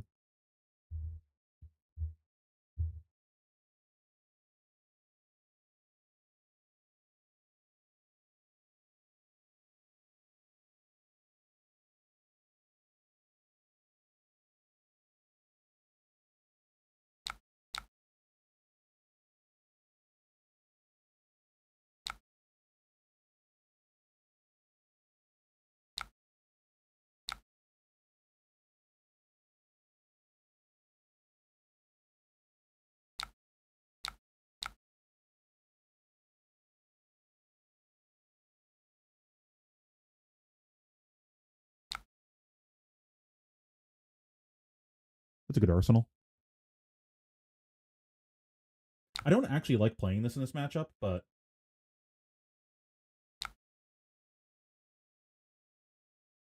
that's what other people are doing, so I'm trying it out.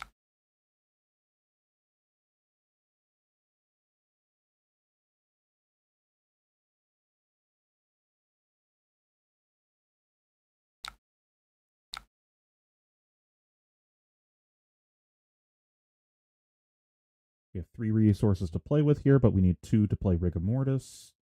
I might hero power if I saw a guy on top. There's no Fiddler's Green left in the deck. So this is pretty bad right now.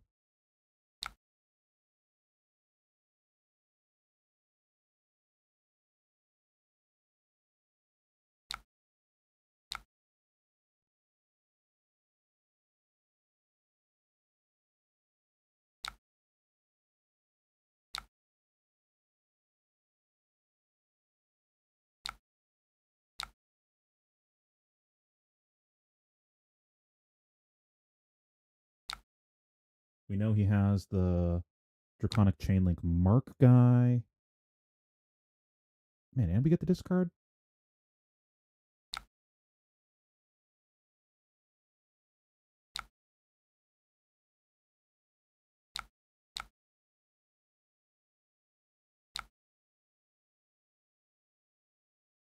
We do not have any guys, so we might have to use this call for finding a guy.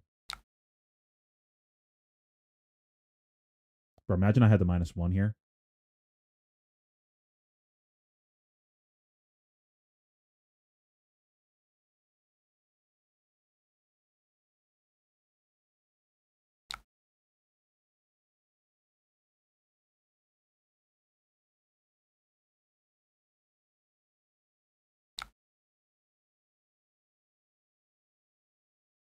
Not making a resource.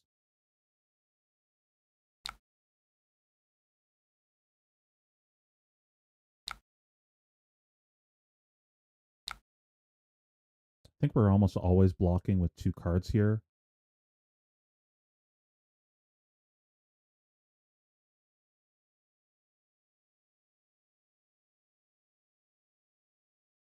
Yeah, fuck that card.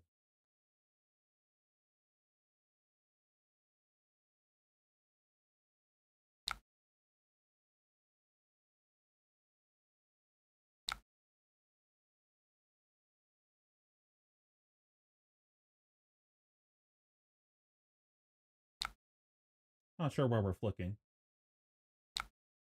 Chest? Okay.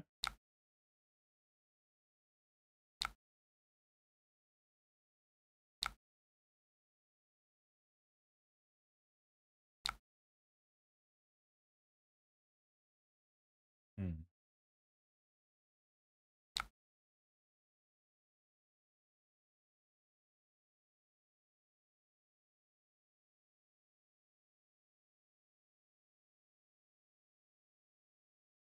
We could just hold on to this, I guess.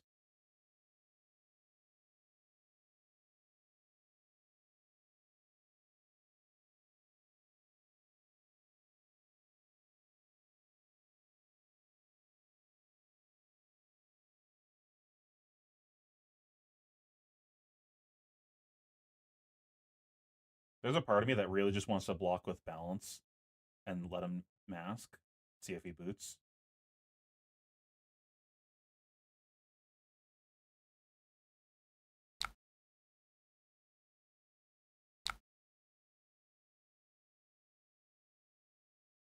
Because he can't Ancestral this.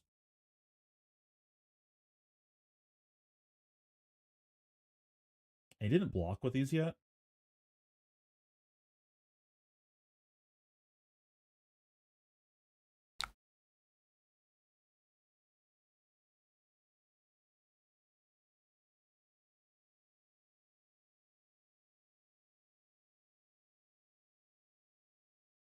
This is probably another 1 cost.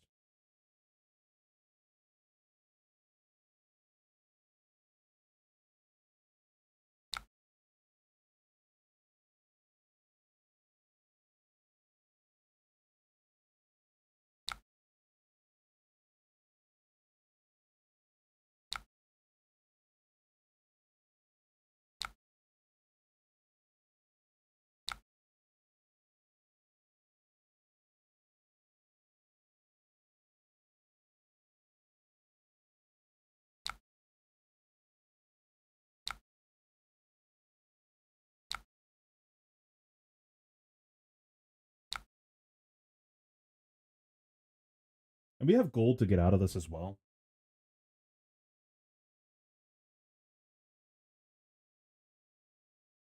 I don't think we're supposed to look on the first one. No, I guess we look and then chart.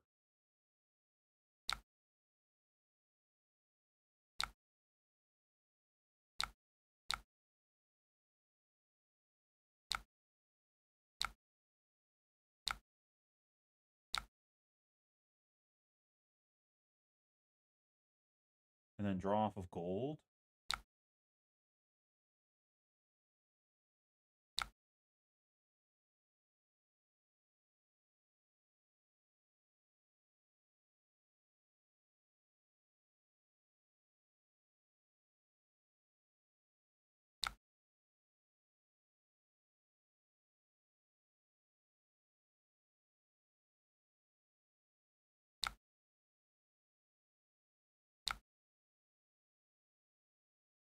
I think we draw off of gold again and play this chart. We have like inf resources basically.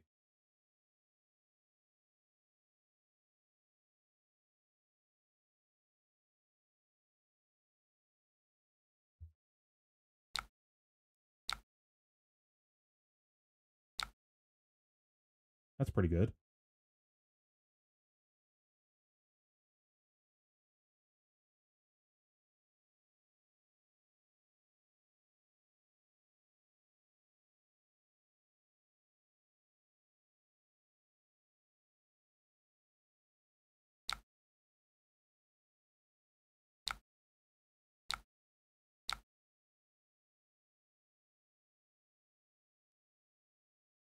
Okay, now what? We have the money to play this and this. And we have 2 extra cards. What do we do with these? Do we just grab something more expensive?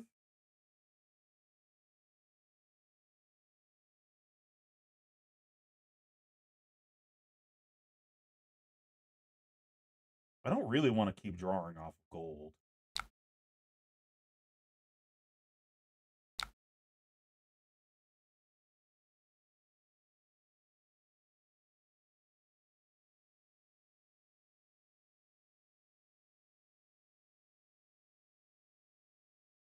Maybe we play the Avast Yi, loot the hold, and then just play an Oyston afterwards to just have a guy that makes gold and soaks damage.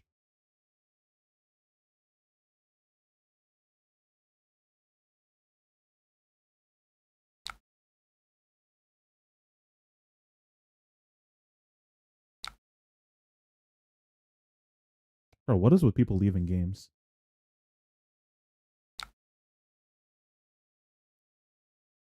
Opponent hit flee. I think we were winning this game.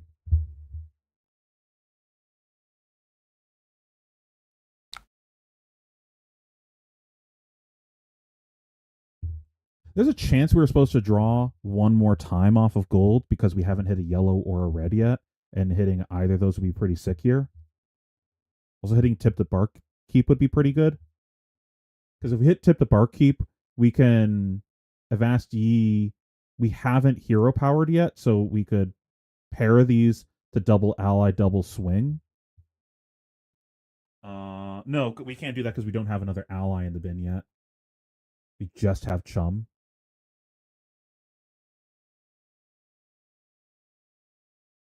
It's just unlucky. Whatever. No, I'm not losing sleep. I'm more concerned with what is the play this turn. We have 4 floating.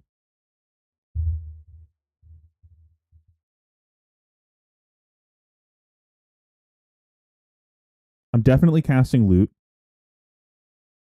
I think because we have this in Arsenal, I don't want to keep drawing off of gold. I think if our Arsenal is open, I'm pretty down to draw like at least one more time off of gold. Because if we miss, we just like Arsenal an extra card here. But I just don't want to draw like draw into some awkward shit where I just can't actually play my cards.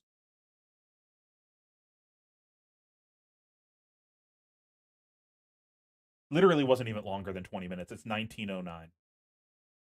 And he left like what, 1-2 minutes ago? Like actually what are you doing if you actually had to go after fucking 15 minutes? Why are you committing to a game? Anyways, what are we supposed to do here? I'm already past it with the opponent. I'm over it.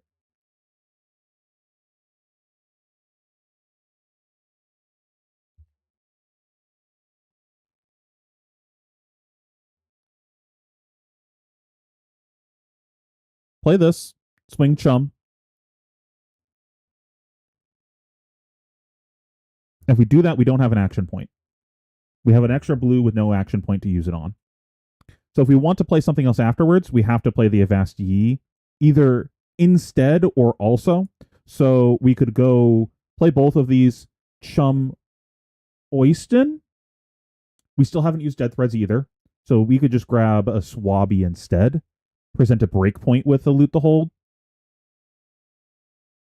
Save the Chum for later. I'm also down for that.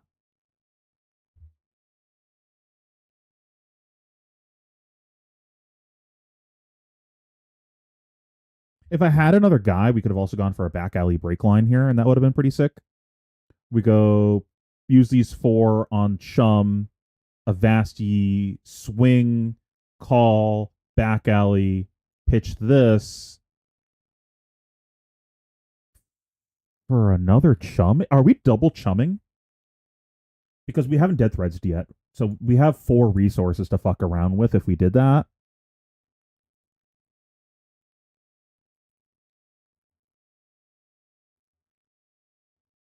I think it might be Swabby and just like sit on the Chum for next round.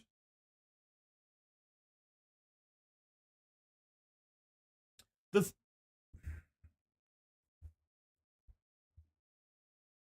the thing with playing the Chum is the Chum is going to eat a lot of damage and probably make it impossible to actually fight over Mask. And we have a Blood in the Water in Arsenal. And I think I want to use this to prevent a Mask very soon. Like, very soon. I think we're running out of time for this to de-react to be worth more than just 4 damage. Like, I want this to be worth 4 damage plus preventing Mask once. Like, combining this with my armor. If we do that with Chum, we're not doing that this turn. So we have probably one more turn to do that. And then, as you saw, it kind of made this turn awkward having an arsenal that we can't move. I have no idea what you said, Lolo person. Is this a bot?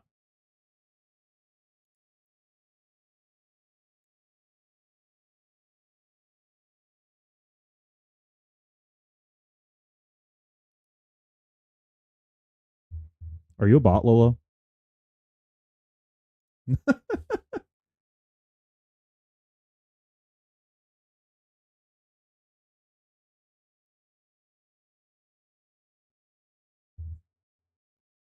Your cat sneezed on the keyboard. So yeah, I think I like the idea of going for Swabby here.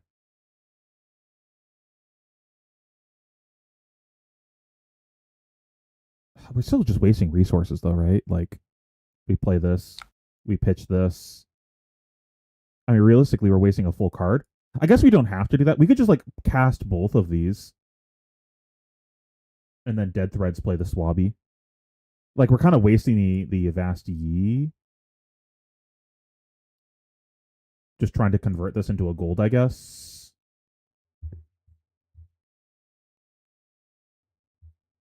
Yeah, I think Sink Below's pretty good, and Sink Below might be better. I don't think Blood in the Water is strictly better than Sink Below. Because a lot of Gravy Bones is trying to like fix your hands and make sure they function and digging for specific pieces. And we are not playing the Royal Hat, like maybe having something that digs into your things better is better, or digs into things faster is better. That being said, we're not Royal. Having a way to put guys in the bin with your defense reaction is still reasonable. Just I'm gonna convert this into 6 value for 2 card 6. I'm not gonna kill the top of my deck. I'm just gonna discard the guy from my hand. Like maybe I just kill the top of my deck if I know there's a guy on top, but like I don't have gold right now, so I'm just going to put this in the bin so I can play the game. Okay.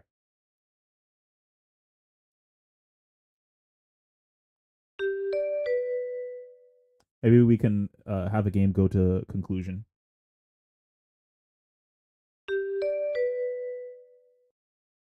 There's no image. There we go.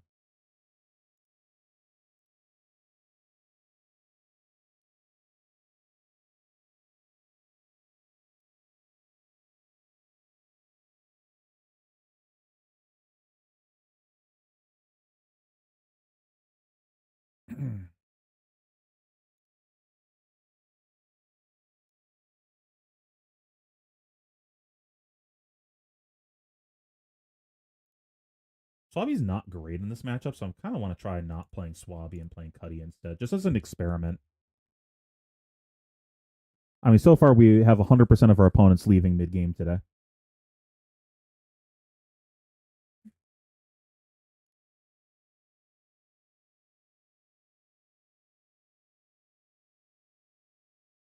Funny mask, but not funny chest is interesting. Mark of the Huntsman is interesting. Bro said, show me your moves. I will.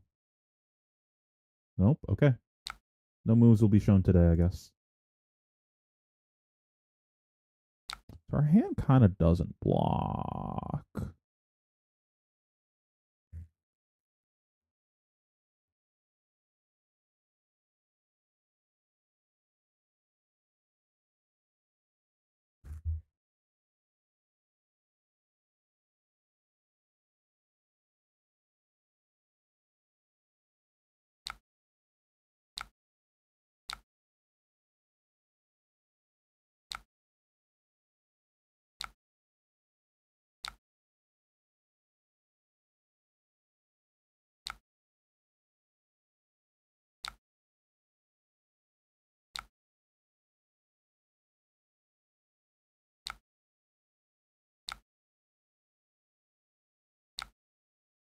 Unfortunate. Also unfortunate, it's the only one in the deck right now.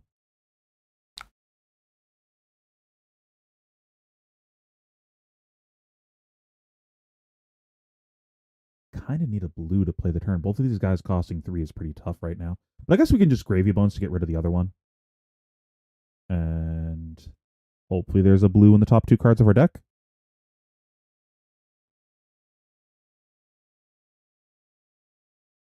I guess I need to know that now, right? I usually don't like compassing before Tipple, but I feel like I need to know that like immediately.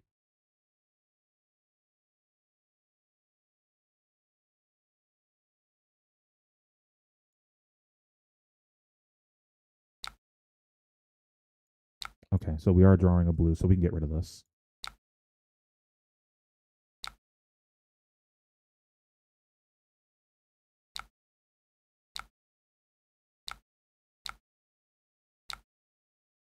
That's unfortunate.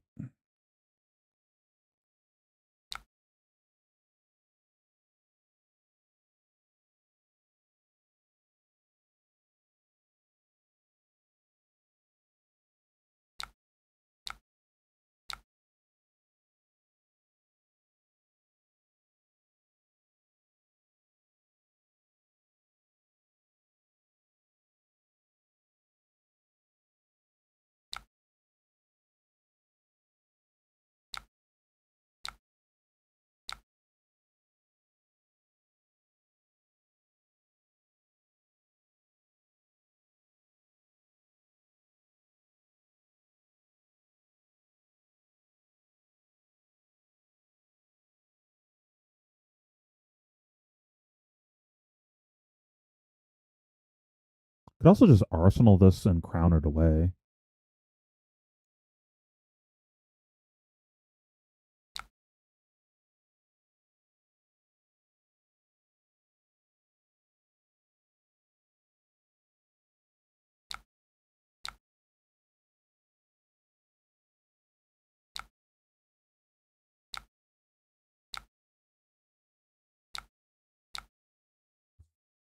Oops. You saw nothing. Oh. Holy shit.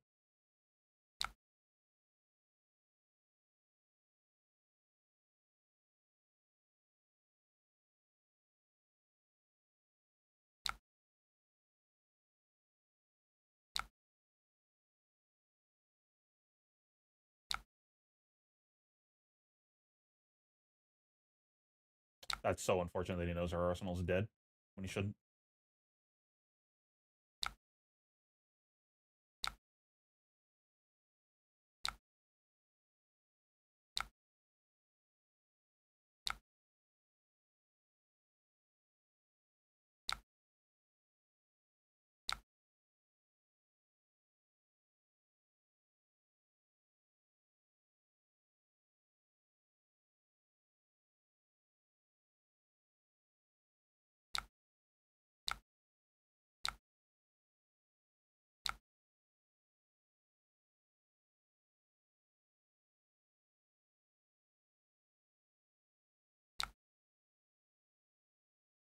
So this is 4, 7, or 9. I mean, the hand kind of sucks, to be honest.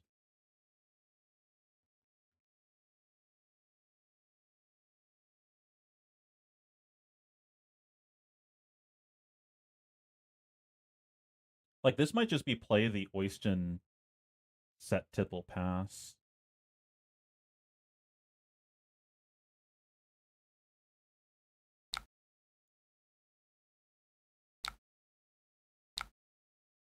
Okay, we don't have an ally on top. We do have an ally in the bin, though, so we can still play the game. It was a chart.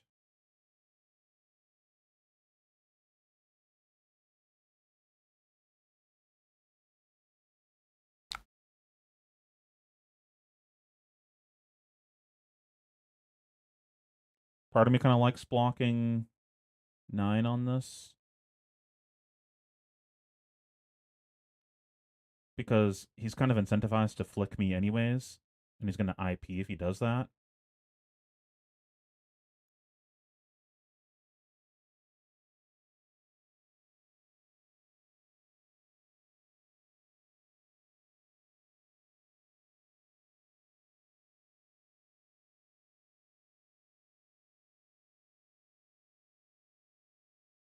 And we can block like 7, and then if he goes to 9 instead, we just commit boots. I think I like that.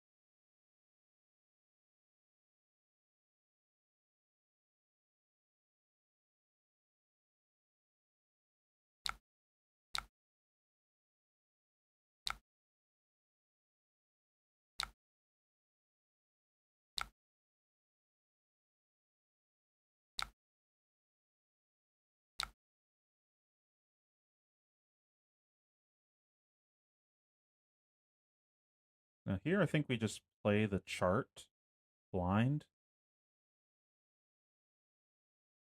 Because we only need 3 resources to play around anyways. I guess the alternative is we just play this. It's probably better.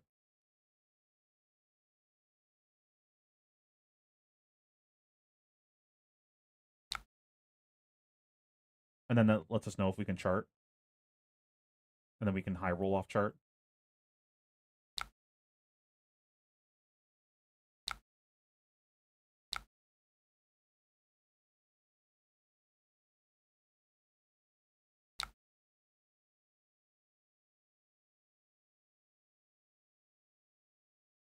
Is that what we want to do, though? I mean, we've only seen 3 allies all game. I also feel behind right now.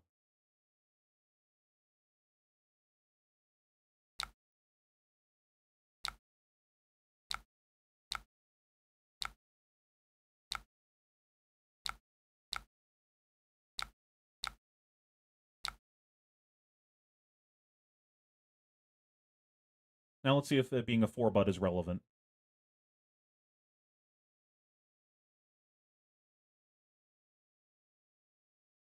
This feels like a nick, though, based on him not playing it there and not flicking to draw a card.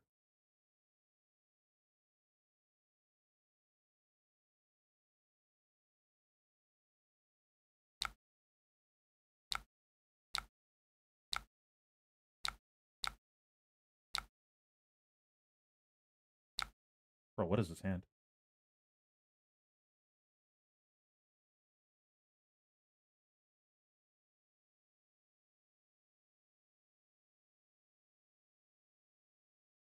I guess it's Dead Thread's Tipple.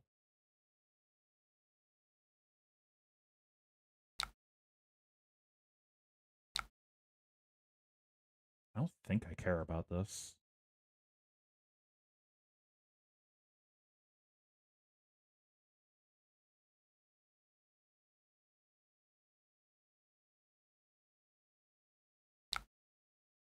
Oh, we block perfectly. Oh, shit. Wait, this is a red. They're just banishing the top card of my deck, or are you swapping? Was it just to pump this up? 3, 4, 5, 7, 8.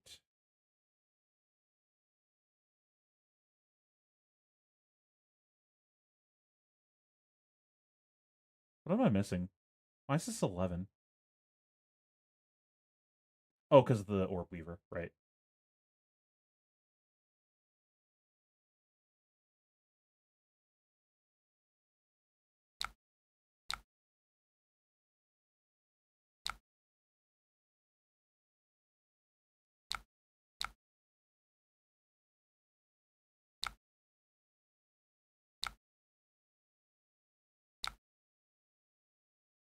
And do I care? If he just plays a Codex afterwards, then it's kind of bad for me. Whatever. We get blown out so hard by Codex. I don't think I can afford to.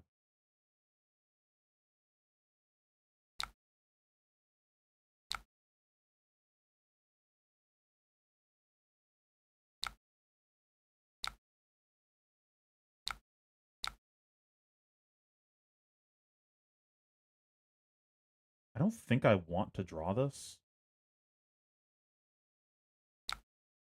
Oh, no, he killed the top of the deck. Okay, we just luck sacked then.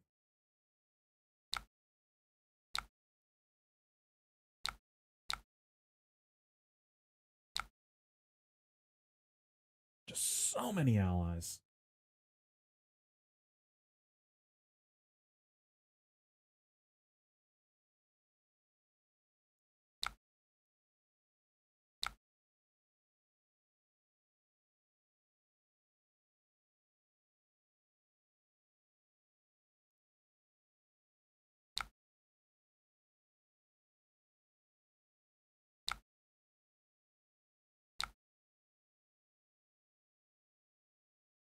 We have 3 gold.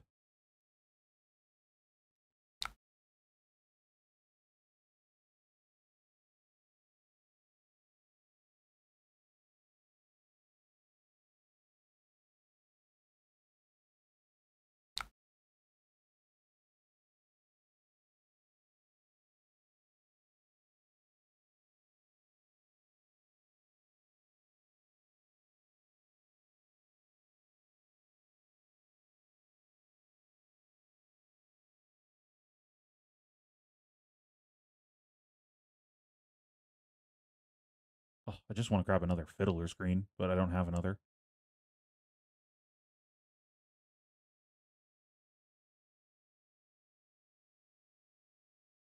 We draw and hit a blue. We can conk. But then we can't Scoob. So we'd have to draw again. I can play the call. And then just play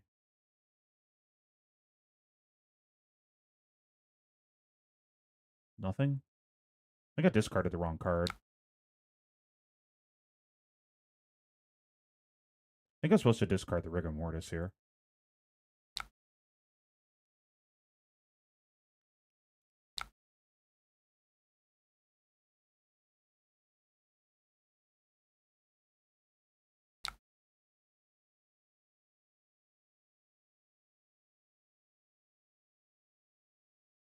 I guess I just call for Rigor Mortis. Does that make the most sense?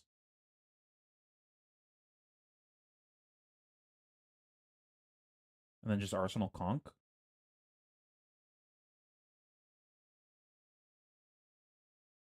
Because I can't actually play and attack with any of these. And the alternative is just attack with Scoob and pass.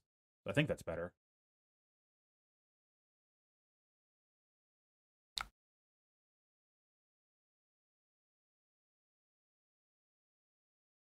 If I still had the back alley and I discarded the Rigor Mortis instead, then things might get interesting. No, it doesn't, because I don't have enough resources.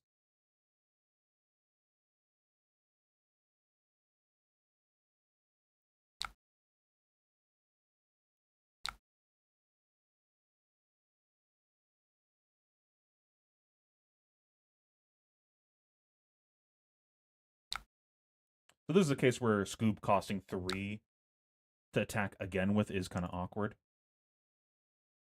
Versus if it was one of the other guys, I could just attack again with it because it's so cheap. Oh, I wish I still had my hat so badly. Still my Rigor Mortis. Wrong dagger? Okay. I don't know why he isn't just attacking with the other dagger. It has go again from his hero power.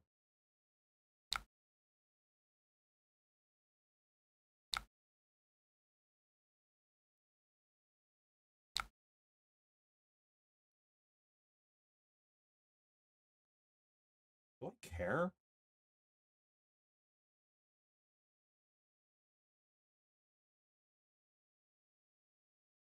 I should look at the top right.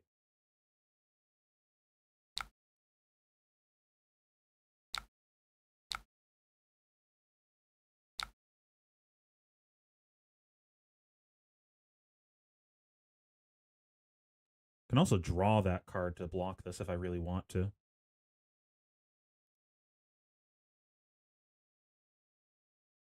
But this currently doesn't have an on-hit, so I think I just don't block this. And if I need to, then I draw this card.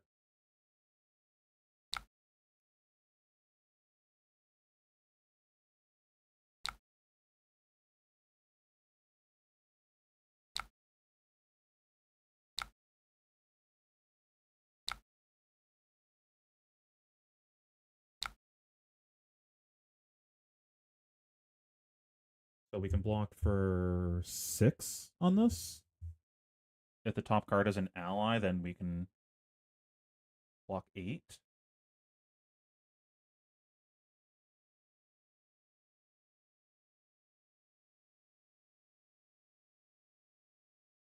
I don't know, I just don't think I give a shit. Right? Like, we just play this conk and move on with life.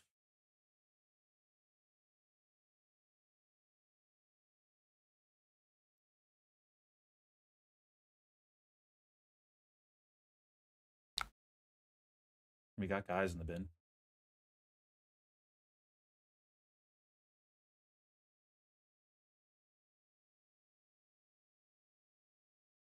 And he hit the snag?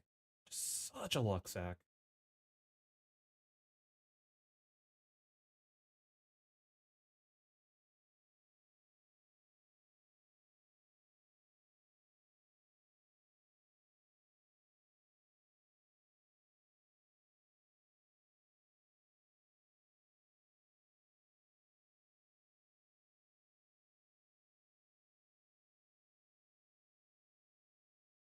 At the end of the day, you got a card from my hand and 7 damage. It's okay. And we got through a lot of funny cards. I don't think that was even the correct pick.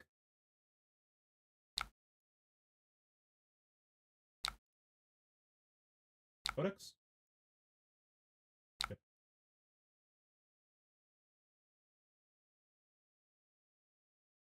Oh. That's not a leave no witnesses. What do we do about this guy? This funny little guy.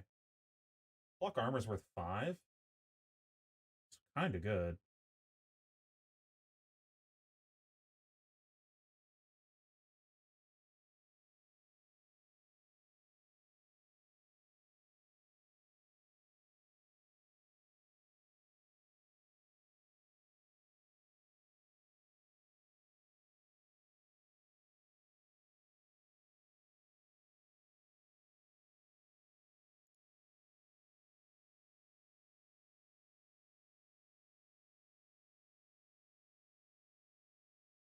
Try to get Sawbones into play this turn, I guess.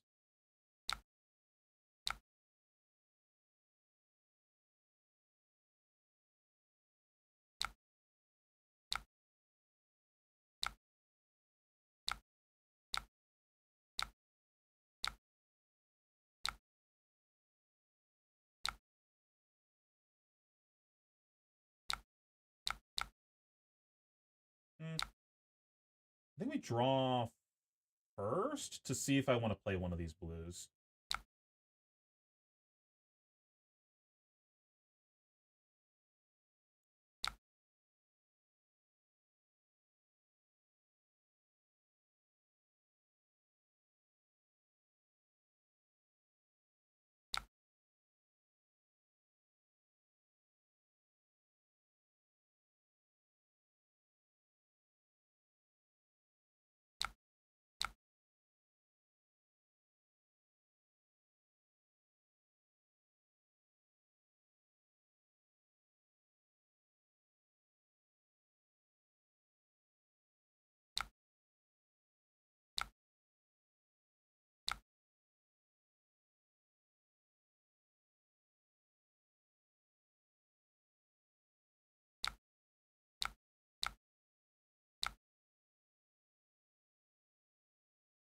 Not exactly what we were looking for.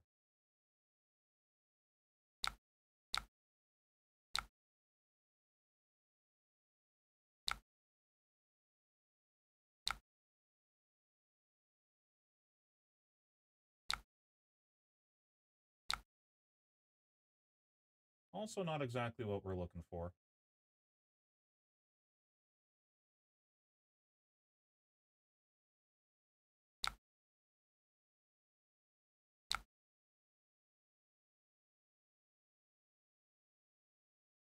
We're allies.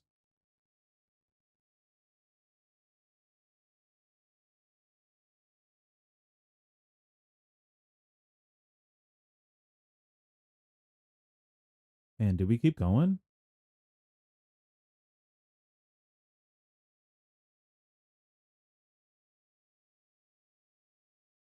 If I cast this, I can play and swing Sawbones. I guess. Kind of bad. I really hate doing this. Wish I had that back alley in the deck. Him hitting that turn 0 was unfortunate.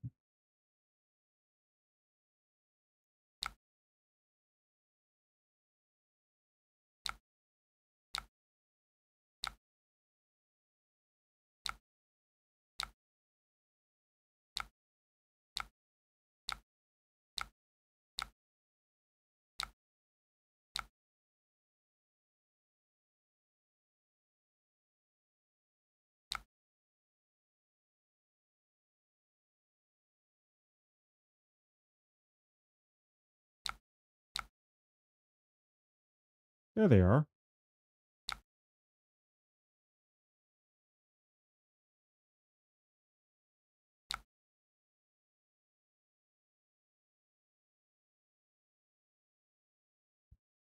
feel like I don't care about this. I think I care about Codex, but Codex right now is just 5 damage, basically. So I want to save a 3 block for that. I think I just let this happen.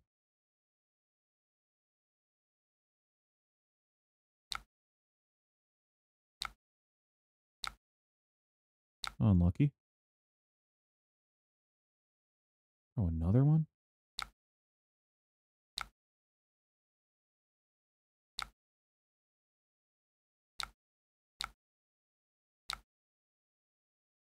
Alright, let's make some magic happen.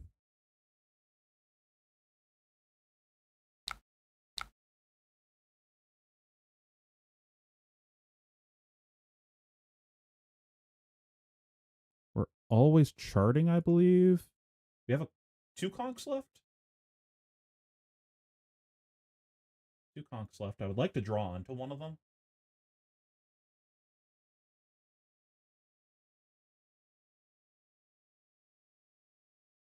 I would like to cast this.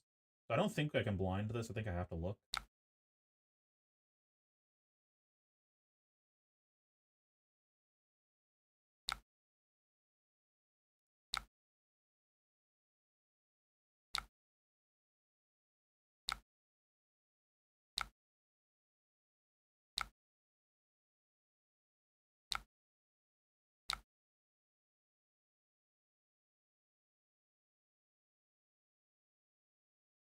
Oh, actually, we weren't supposed to do that.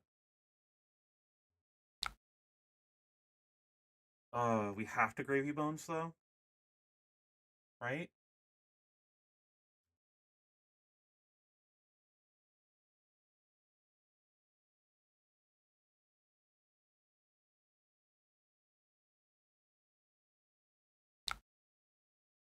I guess we just try drawing into one of the last 2 conks, right?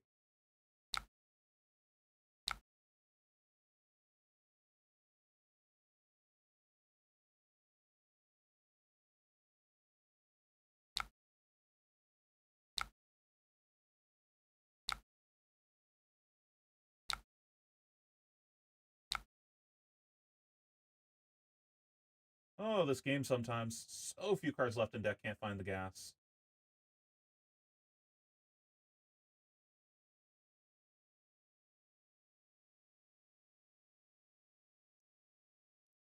Probably just play Chum at this point.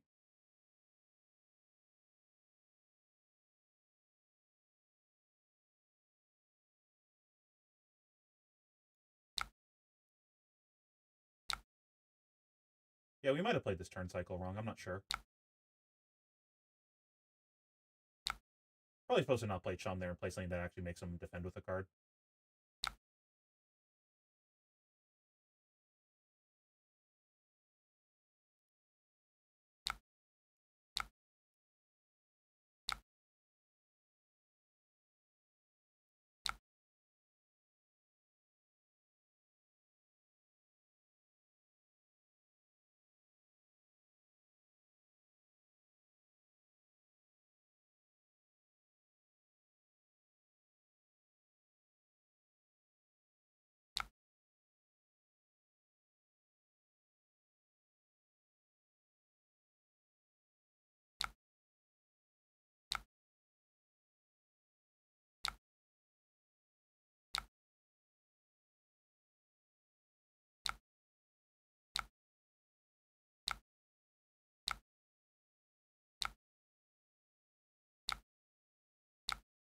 So unfortunate.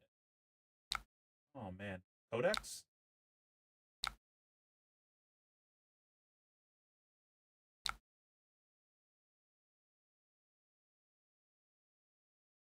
And he hasn't flicked yet, so I have to block this.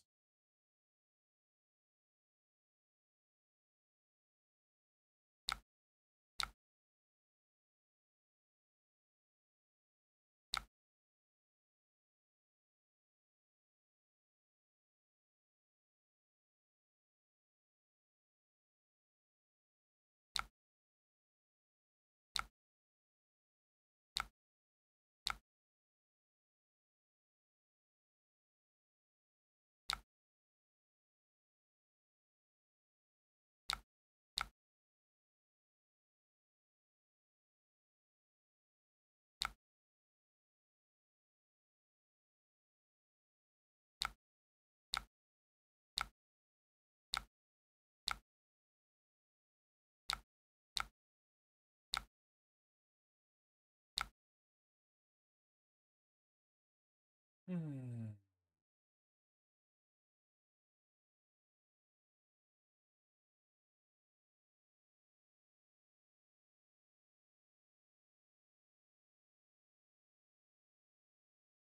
Probably just rigor mortis because it takes 2 cards.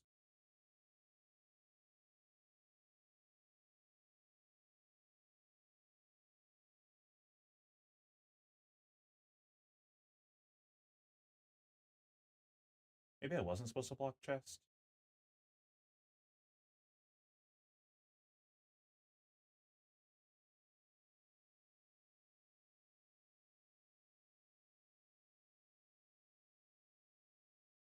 Sawbones goes kind of card here. It's like between rigor mortis and Oyston. I think it's always rigor mortis.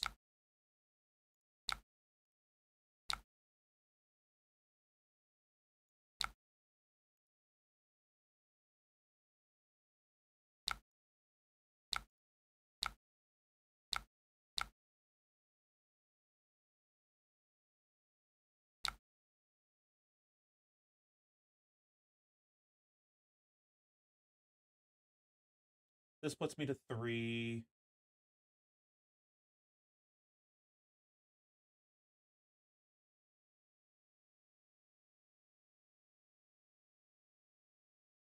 You still have your Justin X, right? 1 left. So I just like have to block tall on this, I guess.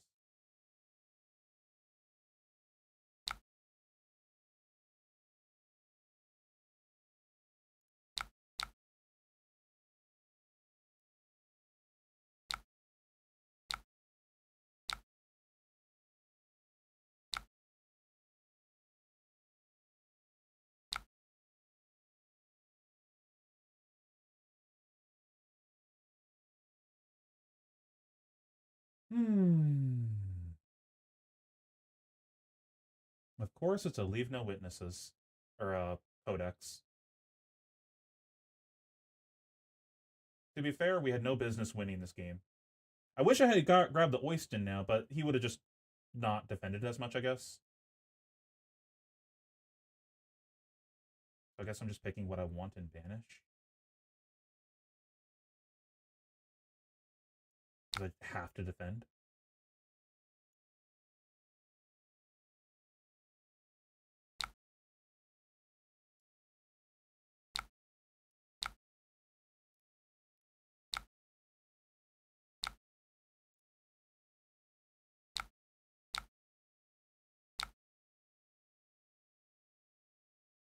Maybe I should have grabbed Rabble there because if we hit a D-react, it's pretty sick.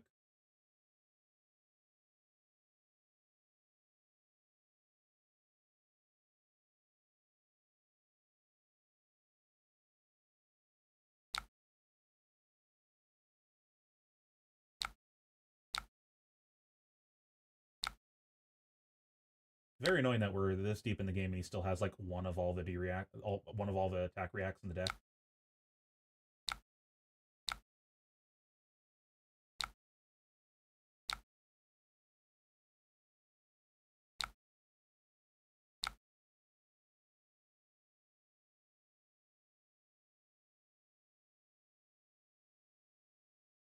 Maybe I'm just supposed to block like he doesn't have it earlier because I can't win the game if he does. And I'm really just only blown out by Codex there, right? Like the play I made played around most of the attack reactions he has, if not all of them. It only doesn't play around Codex.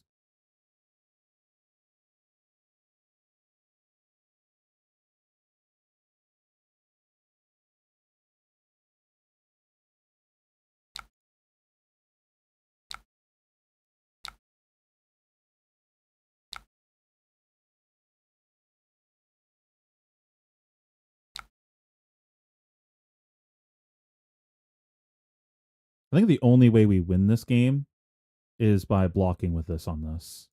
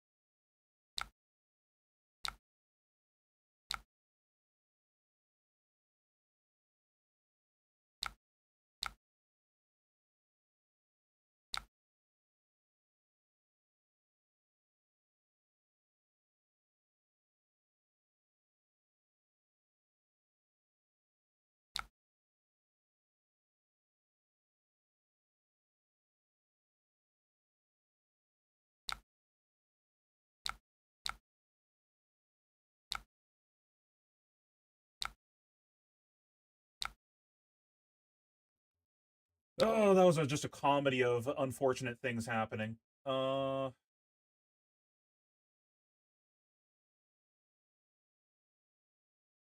there was definitely things we could have done better that game. Probably worth going back and rewatching it. Maybe we're supposed to play around Codex because he's only seen one at that point.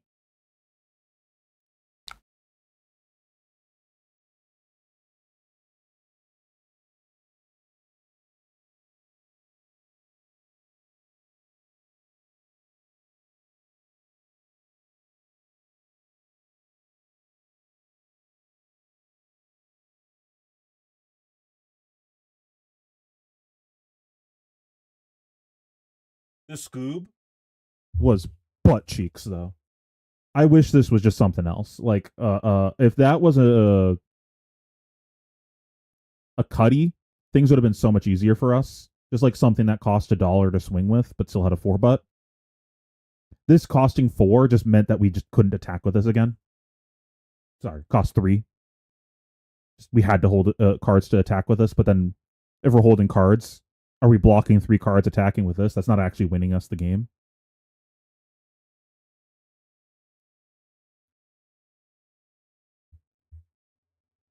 I want to go back and relook at that tip the barkeep turn. I think I lost the game that turn by making a decision error. I think I could have won the game if I navigated that turn differently.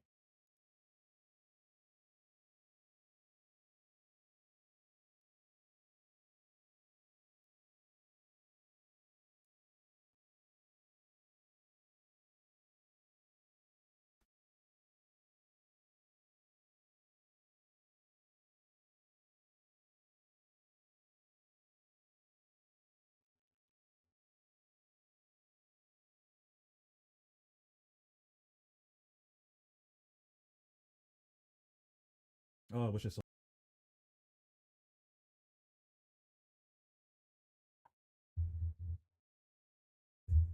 This is the turn.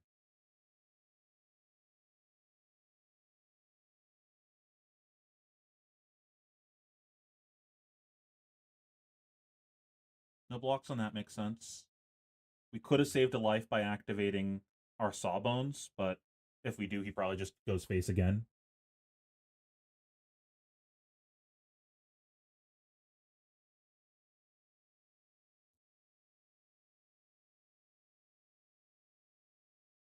I think the path to victory this game is by getting a Gold Kiss Rum into play this turn and attacking with an ally, attacking with 2 allies. And the turn that we made did the complete opposite of that. He's at 9, so we just got to push damage here.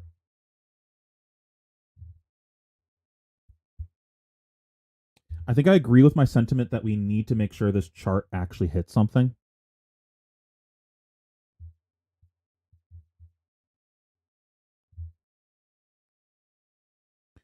Okay, I think I know what I did wrong. I agree that the chart needs to convert into resources this turn because the tip the barkeep is our blue for the turn.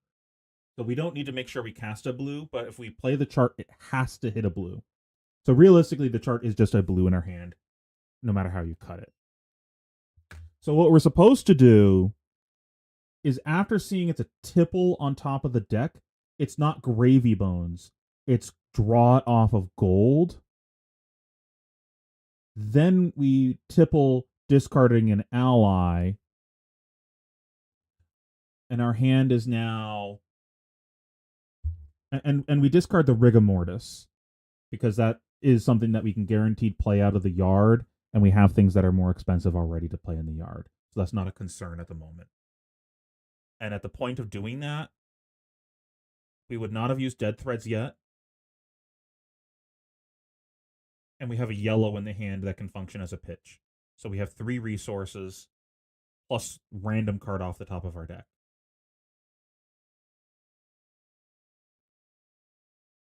So we would be here, except for instead of chart, it would be the cutty in our hand. We'd have a second tip. We would have the same amount of gold in play because instead of gravy bonesing, we're drawing off of gold. So it's the same amount of gold. That didn't change.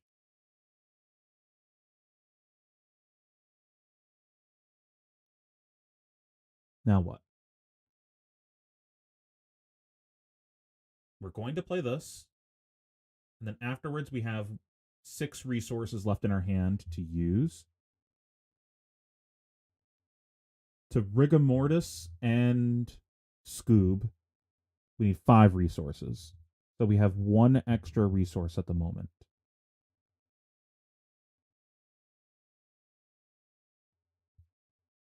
Do I care? An opponent goes to 7 off of that. They were at 9, they go to 7. And then we go 6 into 4. I want to see what we have castable.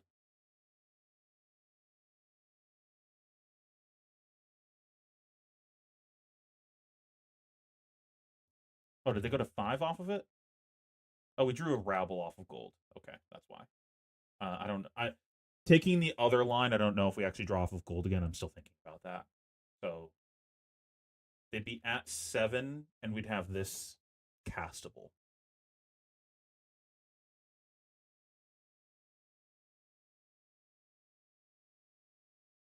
The rigor mortis takes 2 cards. And then they get to keep 2 cards, go to 1 if they want. Though more than likely they block with 1 card. Because they just don't want to go to 1.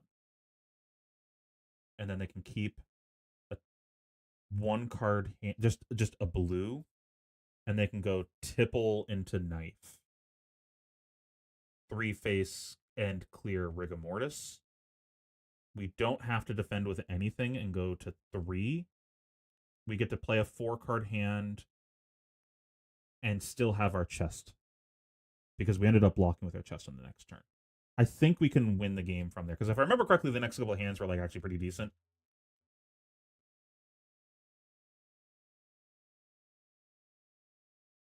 Like maybe we block with Sunken Treasure here to make a gold. But then the rest is just like reasonable to play. You just like take his hand.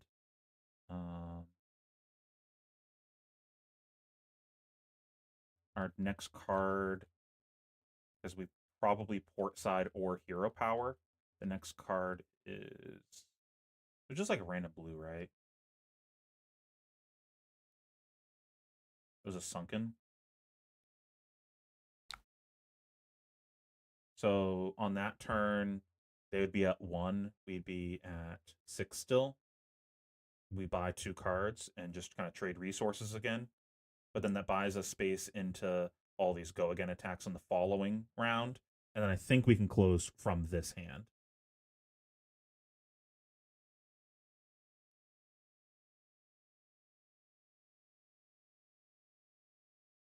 I gotta go back to the turn. Did I overshoot?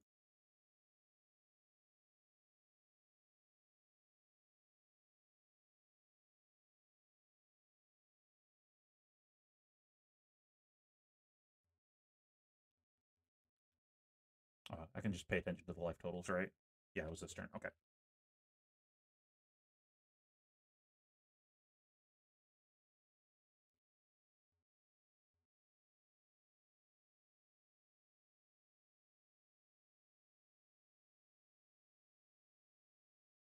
Now, are we supposed to draw off of gold and go gambling?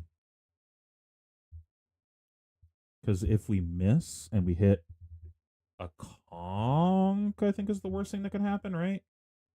If we draw conch, is that actually bad? Conch might be better. If we draw a blue, we're just drawing gold again. And then we get an arsenal, I believe. But if we draw ally, it's kind of poop soup. I think we just waste the resource.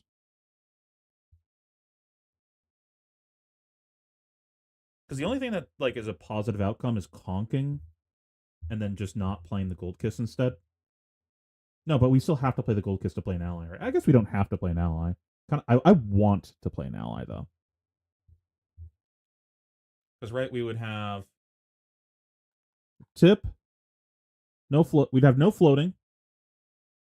We can still dead threads. We'd have tip the barkeep, Cuddy. We're casting tip the barkeep. So we'd have blue, yellow. So we'd have 6 resources.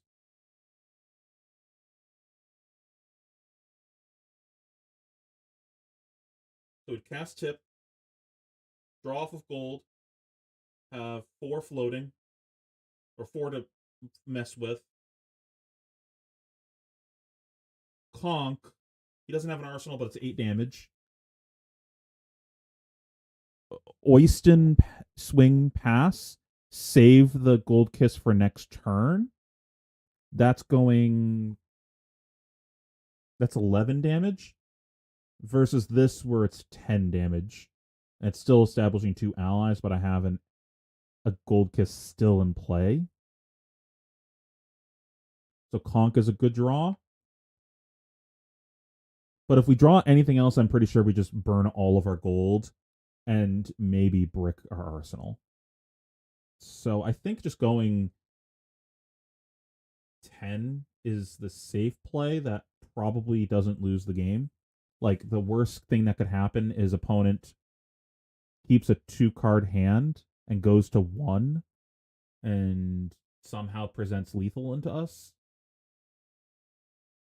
Because he's got to keep a blue to play the tipple plus something else. So like what's the worst case scenario? He keeps like a blue in Command and Conquer and just sends 9 at us. We block 2 cards and move on with life, right? We keep our 2 guys unless he kills one of them. I think we're chilling if that happens. Opponent's at 1. Surely we find a way to win from him at being at 1. Us not having the swabbies was also, I think, a bit of a big deal. Like we had all these low power guys in the deck instead. So it made it harder to actually push his life total down and get him into the range that he has to start giving a shit about our damage. It like extended the game unnecessarily. So I think Cuddy and Scoop felt real shit this game, and I would have preferred having Swabby. I never had a chance to really get Cuddy into play though, so it's hard to really judge that. There's like other things that we can look at of just like being unlucky in this game, but that's not really a constructive thing.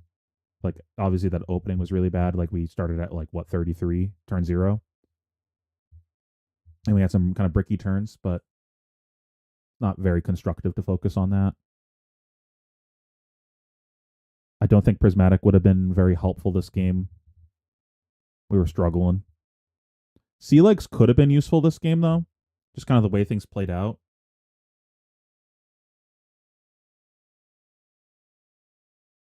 We were struggling to find things to discard on some of the turns. I would have played more Fiddlers maybe. We cast like what 2 Call to the Graves just to like be a blue to start the turn. So we lost like because we ended the game with guys in grave. So we lost like 6 value off of our Call to the Graves just being cast this so I can play a guy. In theory, that could have been something better. Oh yeah, and hitting both of these off the top of our deck. So cringe.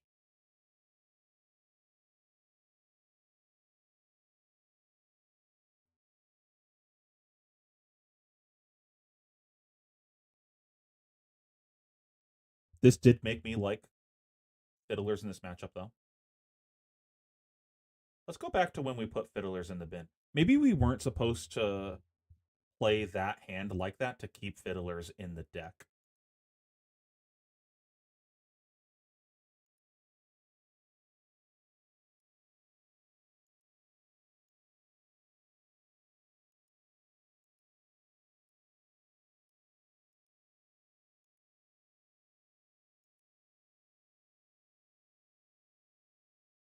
I think this is the turn. No, we already have it in the bin. So it was like turn. It was the previous round.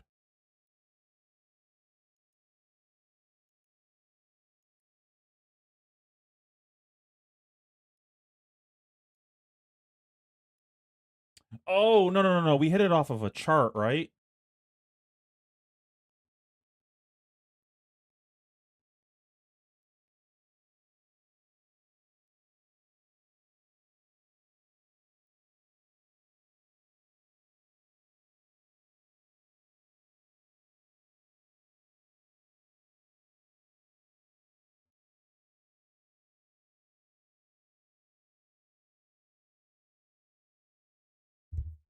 If we hit it off of chart, then we really didn't have an option. I actually think this block was correct. I think I stand by this being correct. It unfucked our arsenal and played around everything that he could have.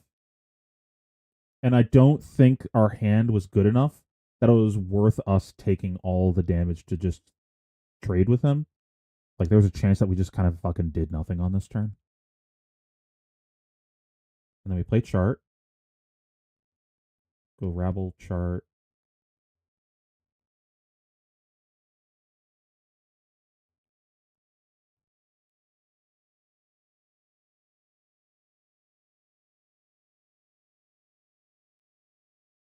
Am I remembering wrong?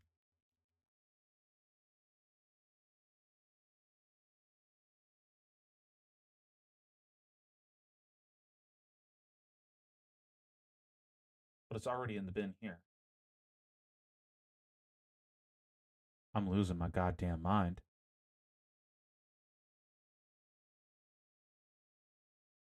Because this is the first card in grave, right? Or is this the last card in grave?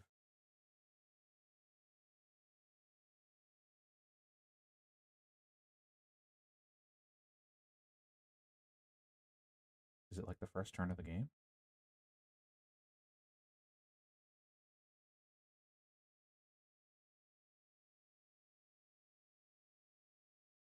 Okay, it was the first turn of the game. I'm just retarded.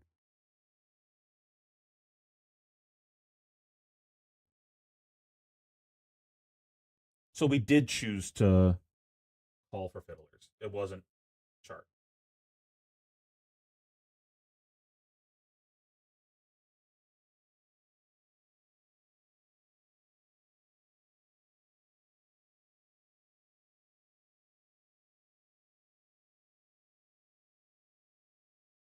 Is this our blue for the round? It is our blue.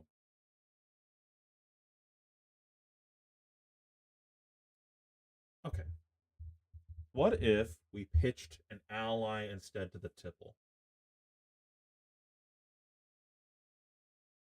We go rabble for 3, pitch an ally to tipple, float 1, draw the call, and then play one of these guys. We waste a resource, right?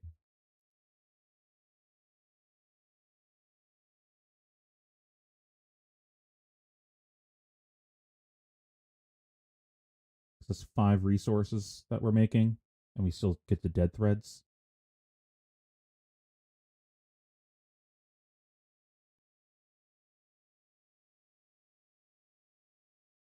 This is either of these is 4. We're pitching a yellow. We're pitching a blue. We can dead threads. So we just gold afterwards. So we go rabble, reveal, tipple, pitch, discard whichever one we feel like putting into play this turn. Draw.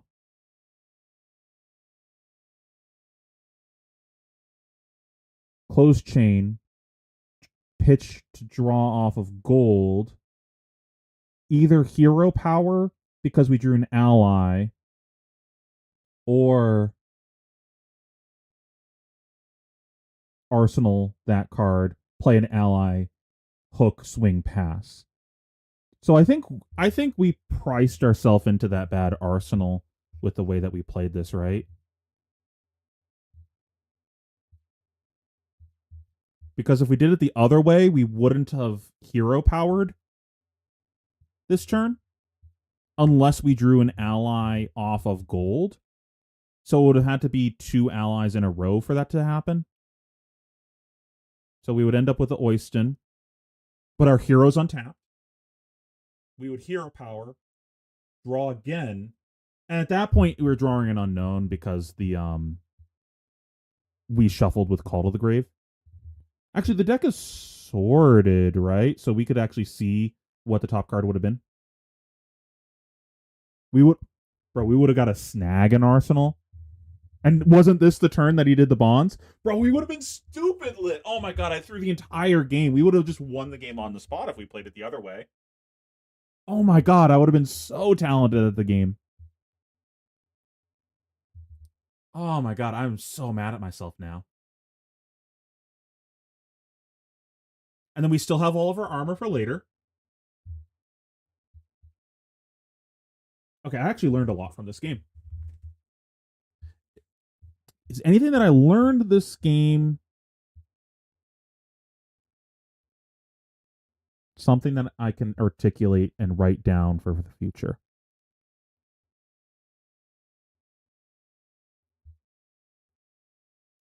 I have a random thoughts section, right?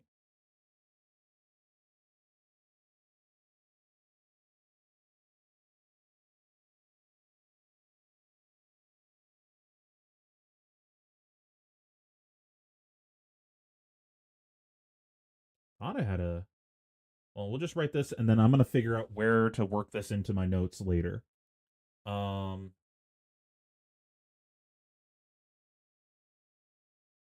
when playing fiddlers, don't slam call because it makes your call worse.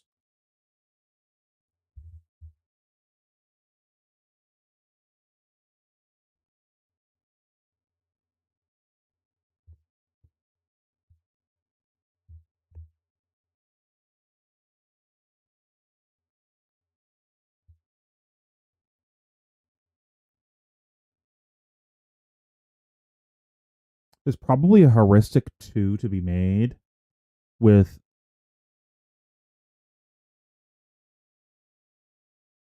Bro, this deck is legitimately just going to end up being all heuristics, at least the way that I engage with the game.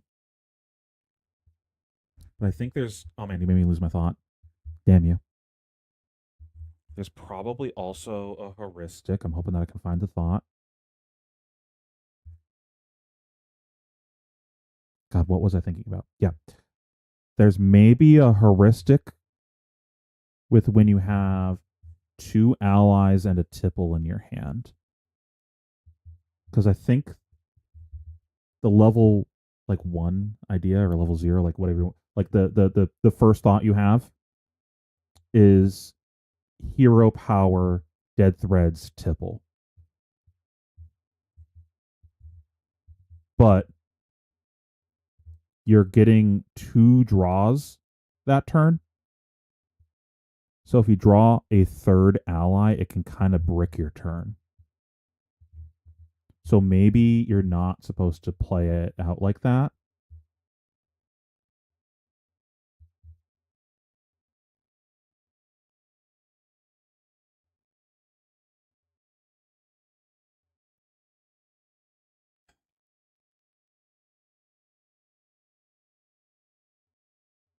We look, we see a blue. There's definitely a heuristic to be had with this hand. I just can't articulate it. It's like one of those like I can feel it type of things. Like if you ever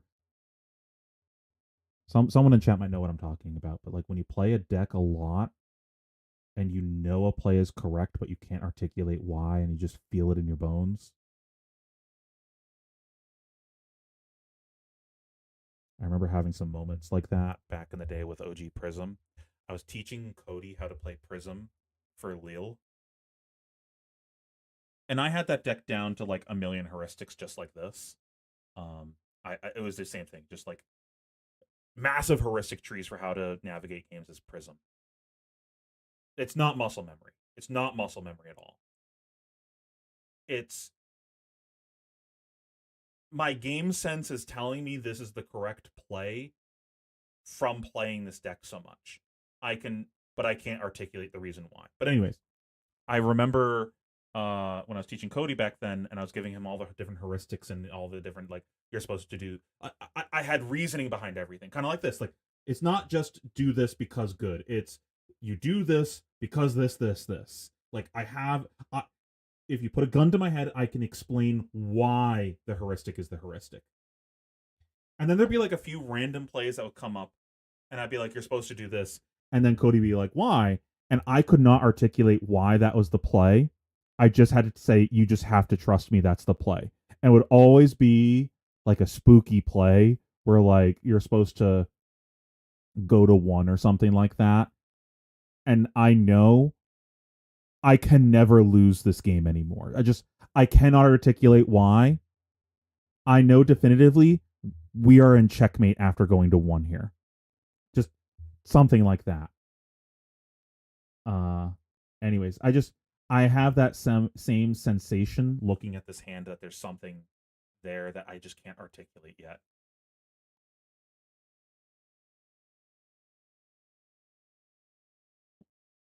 I don't think that's a Cody thing. I think that's a good player thing. You should be asking the why always. For one, the why is always more interesting. Two, the why informs your decision making. You're It's the difference between memorizing and learning. I'm just going to give another player example. Noah has told me a lot of stories about Yu-Gi-Oh things, and I stopped playing Yu-Gi-Oh when it turned into this, but he's explained to me that kind of Yu-Gi-Oh has turned into just kind of doing what your deck engine's supposed to do and farting out a board, basically. And I've seen enough Yu-Gi-Oh to go like, yeah, that's basically what it is. And he's explained that for a lot of people that play Yu-Gi-Oh nowadays, all they've done is memorized how to do the thing with their deck. Like this is the combo essentially that my deck is trying to do. It's not necessarily a combo, but like this is the sequencing that I go through to get from point A to point B. But I could not explain why, and I can't deviate from it because I don't know why. I can never deviate. When you know the why, you're able to create a heuristic. And then when you're in a situation when that heuristic is wrong, you know why it's wrong, and you can deviate away from the heuristic and know why you're supposed to make a different play. And this lowers your mental burden significantly, so you're not constantly tanking on every turn. That was my TED talk on heuristics.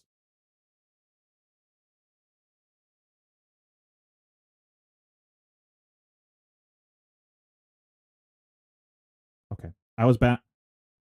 I got to rezone. I was You pulled me away from figuring out my heuristic here. I'm gonna get back to chat in 1 second, but feel free to chat and ask questions while I'm tanking here. I'm just gonna look away for a second.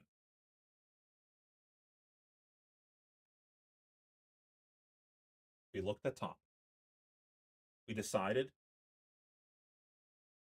that because our top is a blue,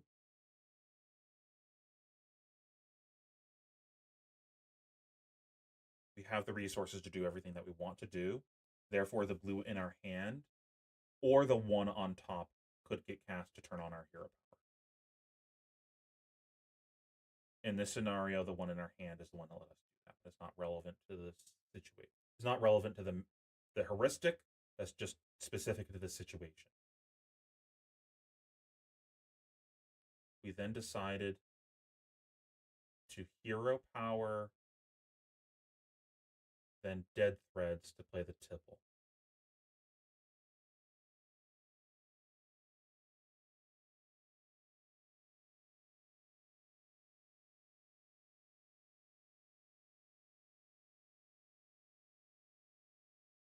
We know with our other heuristic that we probably don't actually want to play this call to the grave. We want to pitch this call to the grave. That means whatever card is underneath the call to the grave has to be an arsenal card because we don't have a hero power anymore if we take the other line.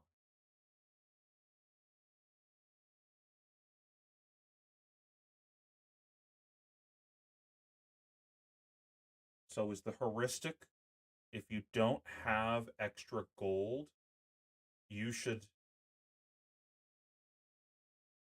pitch the ally to tipple instead of hero powered dead threads.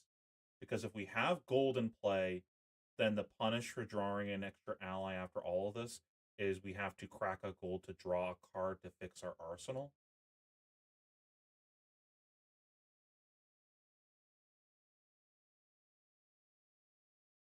I don't have a gold though.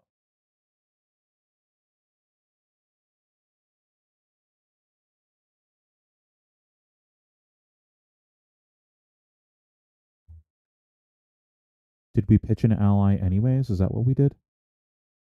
No, I chose to play the I chose to pitch the rabble to do the thing, which then priced me into having to play the call.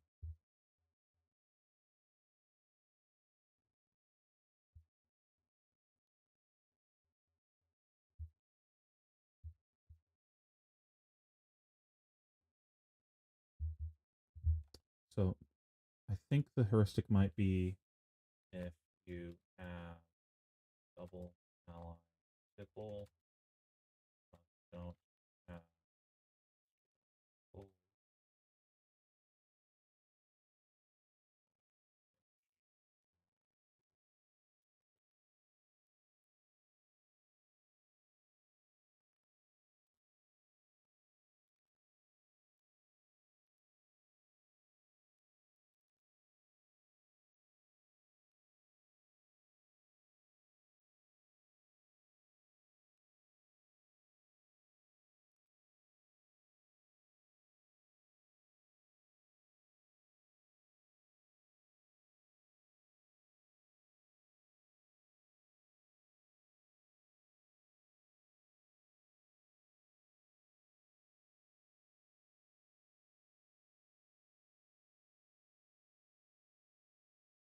No, it's not if you have gold. It's if you don't have a resource sink. Because if we had a conqueror or an expensive ally there, that also works. I think I'm fine pitching the third ally. Honestly, I think I'm fine pitching the third ally to do anything. To do literally anything there. Like whatever, it's a yellow. But the fact that I literally can't do anything with it and just have to either IP it or arsenal it is the problem. So it's any resource sink.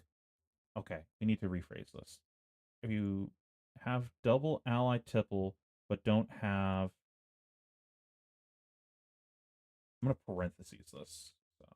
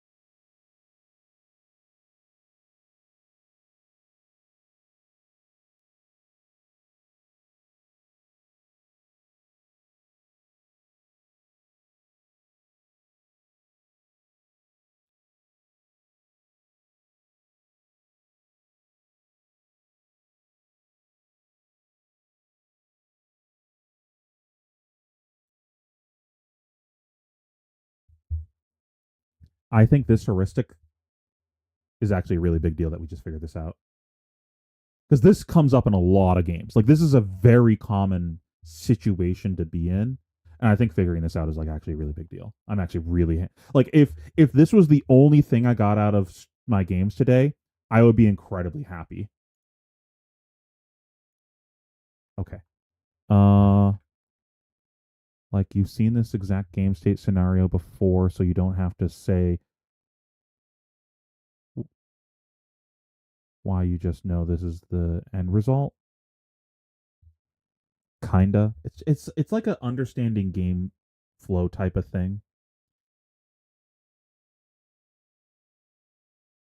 It's very you know from us playing IRL, it's very connected to that Millennium Eye type of thing.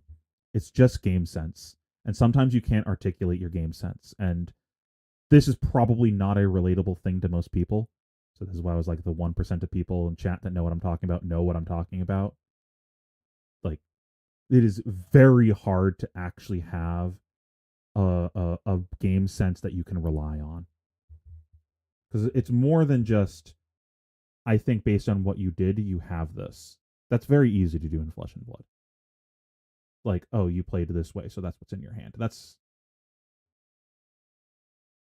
I can't even articulate it very well, and it honestly comes up so infrequently. It's almost like a spidey sense sometimes, but you just get it if you've played something long enough. Sometimes it's like you smell something that's fishy. You're like,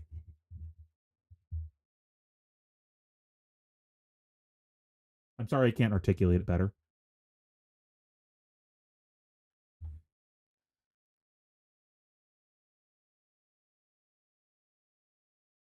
I think we got a matchup note also, though, that we can add.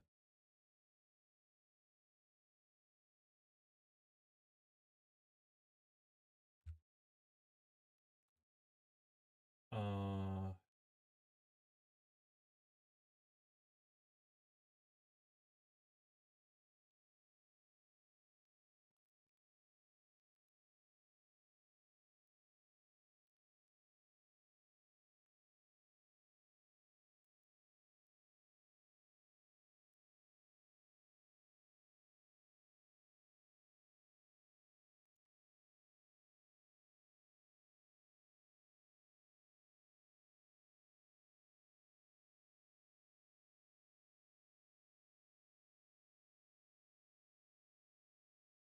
maybe I feel like for me, it's like a weird pattern recognition thing.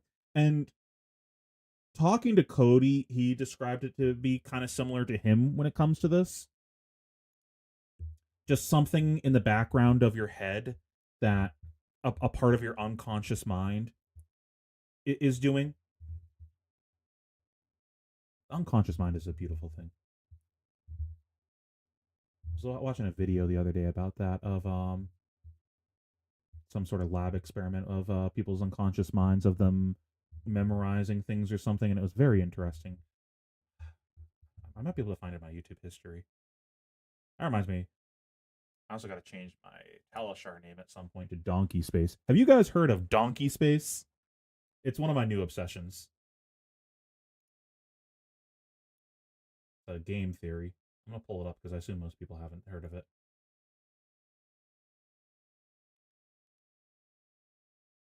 At this point, I'm kind of unwinding on stream because I don't want to play any more games. I need to mentally digest that last game for a while, as you can see.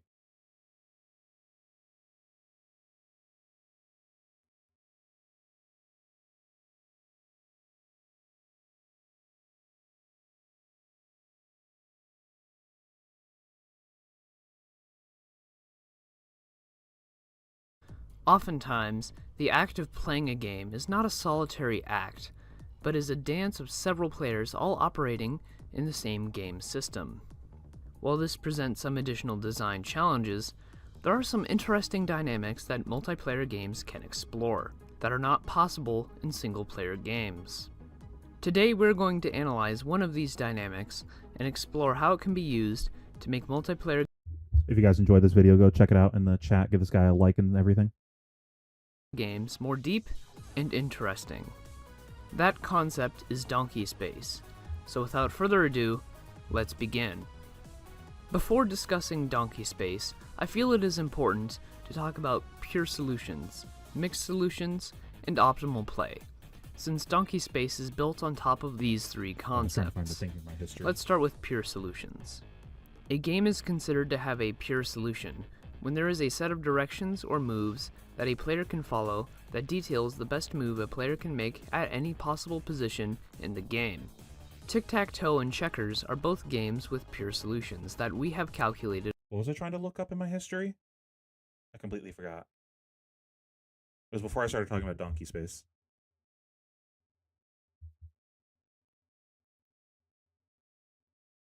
Oh my god, thank you. It was I'm trying to look up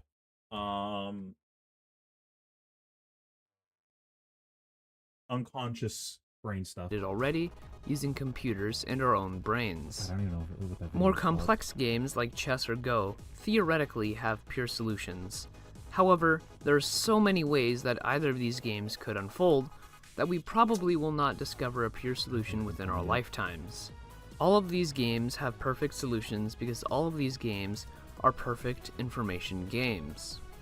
Put another way, there is no hidden information, randomness, face-down tiles, cards, or fog of war. Both players know everything they and their opponent can do, and they know what the outcome of these actions are beforehand. While many of these games have been held up as classics, rightfully so in the case of chess and Go, the more time passes, the more the player base of these games improve, and the closer we get to a pure solution. Even if we never reach it, the early parts of these games can become nothing more than memorizing the outcomes. This video is also on Donkey Space. I'm not going to watch it right now. I think like one is going to be sufficient for you guys to understand. But this one's also really good about Donkey Space. Of dozens of if you want to learn opening more about the moves, topic. during which players don't really make any decisions. They're just following programs that they have installed into their brains that respond the same way to the same moves. As I said in my Armello video, the 30 most popular chess openings account for 70% of all chess games played. Granted, once players get past the opening, there are new situations that present themselves, but as a general rule, as time marches on and players improve their skills, they will get closer and closer to the perfect, pure solution. So how can designers solve this problem? Ironically, I feel like Flesh and Blood during the heavy hitters format and that like era of Fab being a little lower power, we were actually pretty close to pure solution Fab. A lot of games would play out exactly the same or almost exactly the same every single time you would play a matchup, like assuming both players played perfectly. If we remove Donkey Space, which was going to come up soon, it just, every game just played out exactly the same, small little variations here and there, but you could map out. This is where like this era of game plans and Fab really took off because people would just map out a game of like, this is just all the key decisions I'm going to make during a game because there's not enough randomness, so I can just execute the same game plan every single game. And then if you notice from that point forward, the design space of Fab started moving towards having more swingy cards, more random effects. They were aware that Fab was moving in a direction, or had moved into a direction of pure solution, and they were trying to avoid that. It, for one, can make games pretty boring if they always play out the same. And two, it's really off-putting to players that are not at the very top of the game. If you know that you deterministically are going to lose every single game to the better player, well, why would you fucking play? That's boring. It's a waste of your own time. It's not fun. There's no chance of you winning because the pure solution. And you can argue that comes down to them having being a better player than you, so they have the better pure solution, and maybe you just need to get good. But that's really not the kind of thing that you're going for in a TCG. Like, you really don't want your TCG to be pure solution. So, sorry. One way is to incorporate a mixed solution into your game. A mixed solution is actually a collection of strategies that players can employ that should be used a certain percentage of the time. For instance, in rock, paper, scissors, the mixed solution would be to play rock a third of the time, paper a third of the time, and scissors a third of the time. And gun 100% This of the example is time. admittedly quite simple, and for most games the mixed solution will be quite complicated, and many will never be pinned down. With pure and mixed solutions out of the way, let's move on to talk about optimal play and how this relates to these two concepts. What is optimal play? Well, for this video, I'm going to need to clarify what I mean when I say optimal in this context, because the common everyday English and the more mathematical definition diverge, and this can lead to some misunderstandings if I don't lay out what I mean by optimal. For the purposes of this video, optimal is defined as playing in the least exploitable way. For example, in the prisoner's dilemma, defecting is the optimal move. In StarCraft, it probably comes down to StarCraft. You're probably going to see a lot of donkey space, as they're going to explain in a minute, up until a certain tier of play, and then you're going to reach mixed solutions as you get like really near the top and people kind of having shit really mapped out. But that's when things get really interesting, because donkey space is something that you can do intentionally, and it's like Zerg rushing. It's like that's not actually optimal, but you just do it and I just randomly lose the game. Because it gives you the possibility of getting out without any jail time, but that also means that if your partner defects with you, they will not get... And just by the nature that you know that I know that you know I could rush early on, well, then that means that you have to invest into defense, even though I'm macroing up over here. So I incidentally got value by doing nothing, because now you're afraid that I might do some crazy shit that, like, we both know isn't the optimal strategy. But the fact that I could do it means you have to be prepared for it. Any benefits. Thus, defecting is the optimal play.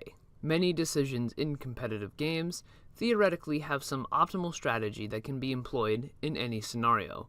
This doesn't mean that the optimal strategy will be the best strategy. Far from it, actually. To illustrate this, let's look at rock, paper, scissors again. As I said, the optimal strategy for rock, paper, scissors is to play each option 1/3 of the time, but this isn't always the best way to play. Let's say your opponent only throws rock. In this case, you could stick to the optimal strategy, but you would only win 1/3 of your games, so it is a bit of a toss-up if you would win using the strategy at, say, a rock, paper, scissors tournament. However, most people will obviously not use the optimal strategy, and will instead pick up on the pattern, and they will change their strategy to take advantage of their opponent's predictability and throw more paper. Even though throwing all paper isn't the optimal strategy, it is still better than playing optimally. With all these concepts covered, we now have all the proper pieces to understand donkey space. So now that we have that covered, what is donkey space?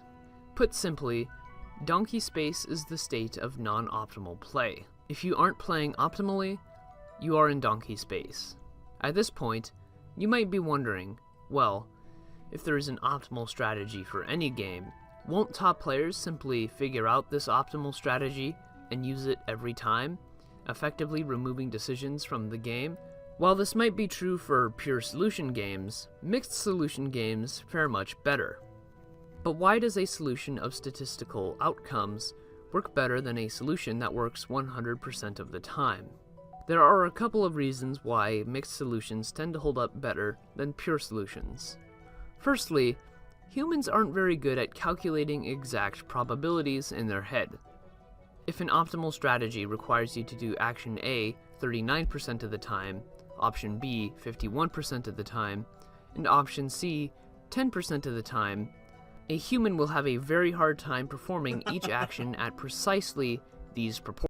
I actually was thinking that quietly to myself, that Jarl is kind of donkey space. It's like, well, we both know this is not an optimal deck to bring to the event, but I only need my opponent to throw rock so many times to win, like rock being gravy bones.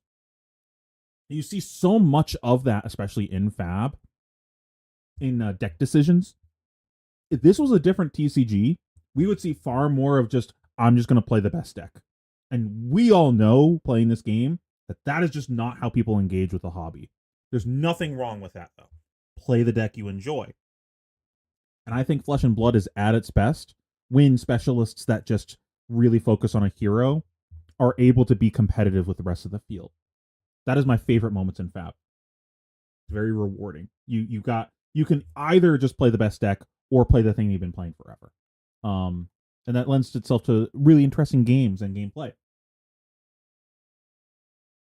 But if you ever look at the things, you see people are just playing fucking horse shit that they probably shouldn't be bringing to this event. I think Azuri is a fantastic example of donkey space at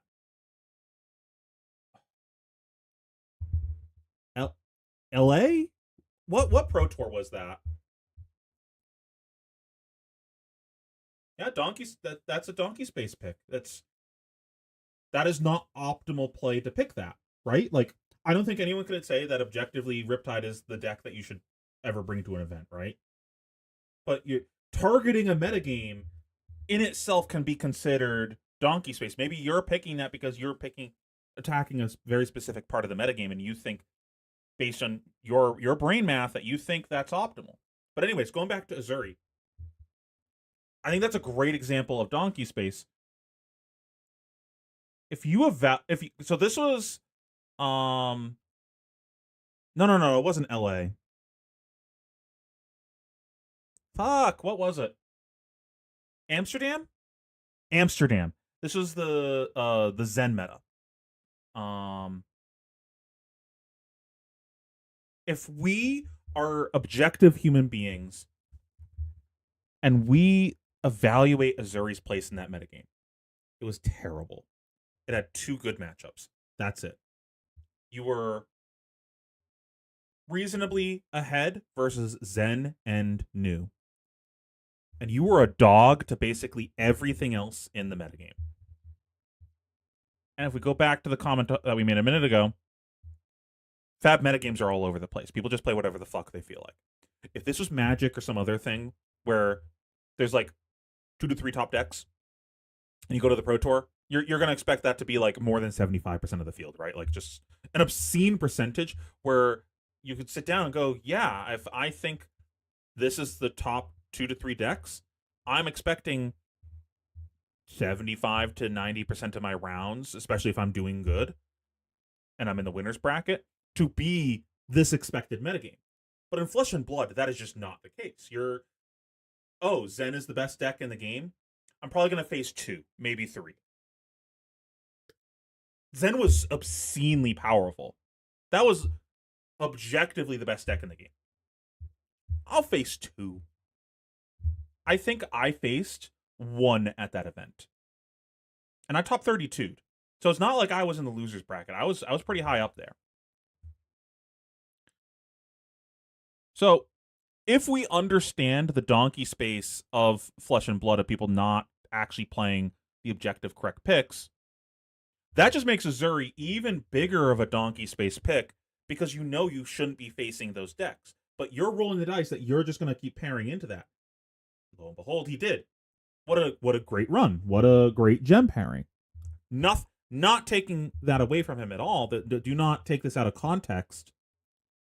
But we're calling a spade a spade. That is the nature of a Flesh and Blood metagame, which makes this topic incredibly interesting, and I think can really help inform a lot of your decision makings on your deck choices. Portions.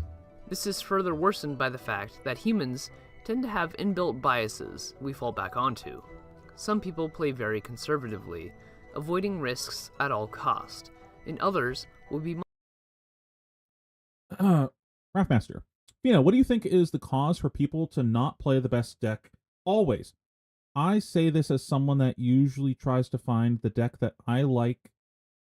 The deck I like it best in top 5 and always go with that.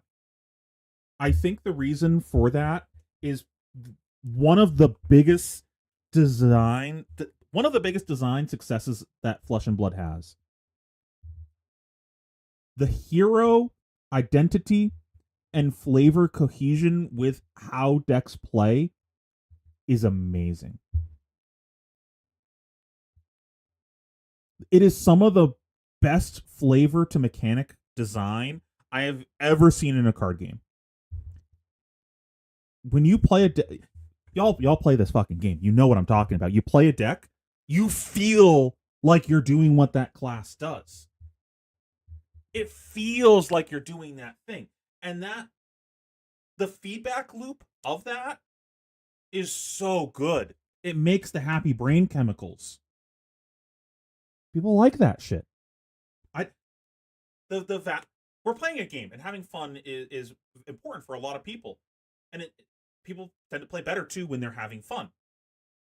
So picking a deck that you enjoy is so fulfilling in Flesh and Blood, because it's not just I'm playing blue creatures and tapping islands and I did the thing. No, I'm a fucking spellcasting wizard and I min-maxed this and I set up this incredible endgame that blew my opponent out of the water, and look at the sick combo I did. I really feel like a wizard. Whoa! Like, it feels good when you do the thing. For all the bitching I do about Flesh and Blood, they knocked it out of the park with that. And they continue to. It is so good. So I don't think this is going away anytime soon. Like, people are going to keep doing this because of how good of a job they did with that. Which in itself, I think, is incredibly interesting, because that shouldn't be the case when we're playing for this much money. It just shouldn't be. Think of how far that scale needs to tip for people to make choices based on feels over objectivity. That's ridiculous how far that scale has to tip. But I do see say in BR. I'm gonna assume that English is not first language here, and that's fine. I'm struggling right now. My brain's error 404ing from some of this. In is that Brazil Nationals? We only had around 20 to 30 out of 128 with Gravy, Syndra, Slippy. Yeah, exactly. People just want to play their deck. Now, depending on which week that was, honestly, things get kind of weird for that. Card availability for Gravy is one thing for this particular national season, and the difficulty of the deck. We're still learning shit that's incredibly deep with the deck, as you're seeing. The meta pretty drastically shifted from, what was it, Road to Nationals before that? Or no, it was ProQuest season. The meta shifted pretty drastically from ProQuest season into Nationals.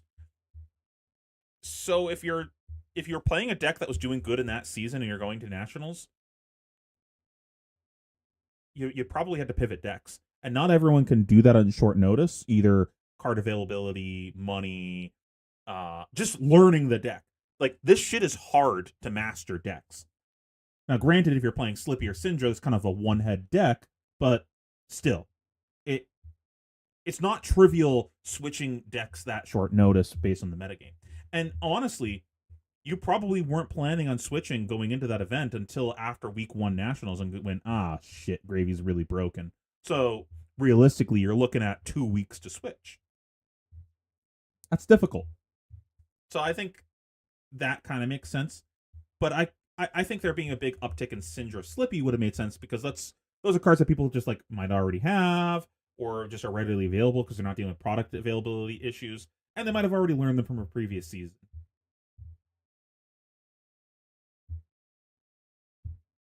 Bro, why would you switch from Verdance?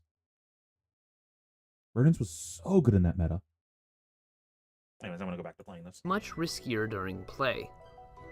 These pre-built tendencies will get in the way of optimal play. A human will have a very hard time performing each action at precisely these proportions. This is further worsened by the fact that humans tend to have inbuilt biases we fall back onto.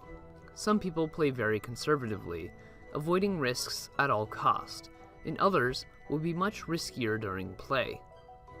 These pre-built tendencies will get in the way of optimal play, even if the player knows these tendencies and tries to fight it. It is also important to consider the fact that many games require some amount of dexterity and precise inputs to pull off certain moves, especially in fighting games. Some of these inputs are so precise that it takes a lot of practice, and even the best players will not be able to pull them off 100% of the time. Or macro game So, plans. if you can't pull it off 100% of the time, you will fall into donkey space. Also, Many games such as Hearthstone, Magic the Gathering, and Catan include random elements which make it nearly impossible to play optimally, because if the dice don't come up in your favor, that might force you to change your plan in a way that does not fit the optimal strategy. With all of these factors, it practically guarantees that everyone will be in donkey space in some way. Factor in the detail that team games will have multiple people, each of them operating in donkey space, and suddenly, each team seems very exploitable. So donkey space is the space of non-optimal play that all players are stuck in. But how does this affect player behavior and game design? Remember that optimal play is the least exploitable way of playing a game. Since no one can play optimally, this means that everyone is playing in a way which can be exploited. Going back to our example of rock, paper, scissors, if your opponent plays all rock, you should play all paper to exploit your opponent's strategy. But this is where things get interesting. When you move to playing all paper, you are just as exploitable as your opponents, and they can change from playing all rock to playing all scissors, to take advantage of your exploitable strategy, which you employed to exploit your opponents. This is one of the most Ironically, there was a moment of that in y'all been watching the new season of Always Sunny when they were gambling in the most recent episode. Oh, I wasn't expecting you to throw rock 3 times in a row. And they lost all their money to Frank. Interesting side effects of donkey space. Donkey space, by its very nature, drives players to change strategies, making games that can utilize it more dynamic and interesting. It also forces you to study what your opponent is doing, and how it can be undermined. While it doesn't always encourage direct interaction, such as the case in certain board games, where direct interaction with opponents is limited, in many cases, donkey space pushes players to take advantage of their opponent's donkey space. Almost every game can take advantage of donkey space, but some games do it better than others. Tic-tac-toe, for example, doesn't have as interesting of donkey space as other similar games such as chess or Go. I'd like to examine what fundamental design decisions can help make donkey space more interesting by strengthening the game's design. I saw that. One thing that can make donkey space more interesting is to make many different strategies viable and eliminating dominant strategies. The best side effect of donkey space is changing your strategy to take advantage of your opponent's weaknesses, and having many viable strategies to ensure that donkey space is more interesting. In Civilization, there are many different paths to victory, and diverting production into one strategy will naturally mean that you put less production into others, potentially making you weak against opponents who can target your weakness. However, if one strategy is way more powerful than the rest, the act of changing strategies makes little sense, and therefore removes a lot of the donkey space found in the game. The more options you have, and the closer in power they are, the more players will be able to take advantage of donkey space. Games with hidden information or simultaneous actions can also make donkey space more interesting. You hear the thumping. If 2 players carry out actions at the same time, such as in a fighting game or Mission Red Planet, players are constantly trying to figure out what their opponent is going to do next, and punish them for it. If you know your opponent is going to do one specific attack, you can play in a way that will counter that specific attack, but if they know that you will counter that attack, then they can do a move that counters your move. This real-time back and forth is very good at encouraging players to play in a certain way, but it is still possible to do something similar in turn-based games. In Magic the Gathering, there are some cards that can be played instantly, that can counter other cards. Some players will leave mana untapped on their opponent's turn, so they can use certain cards to counter their opponent. Untapped mana that you can't actually do anything with is one of my favorite donkey spaces. Just the sub-game of, well, why would he leave that untapped if he could have used it? But then you had no plan of ever using it. So now they played around something you never had. But there are also... That's something that I wish Fab had more of. Just like, by nature of how the system operates, there just isn't too much of that, and every time they do add it, it's like incredibly cringe, like the new instant, the hand trap thing. It's just like not how Fab's game systems really work. So I wish there was some way to do more of that. players that will leave them untapped so their opponent thinks they have a counterspell, when in reality, they have nothing. This might stall your opponent for a turn, but it is also a non-optimal play, and it might backfire if they see through your bluff. Donkey space also tends to thrive when players have a lot of direct player interaction. I guess that's one way that I could see them go in Fab with that. So in Flesh and Blood, typically during turn cycles, you map out what you're doing, and then map out what your opponent is going to do based on the information that they gave you. If my opponent blocked with one card, they already have an arsenal. I'm expecting them to play a 3-card hand on offense during their turn in some way, shape, or form. So I think what an interesting thing could be would be expanding on that space of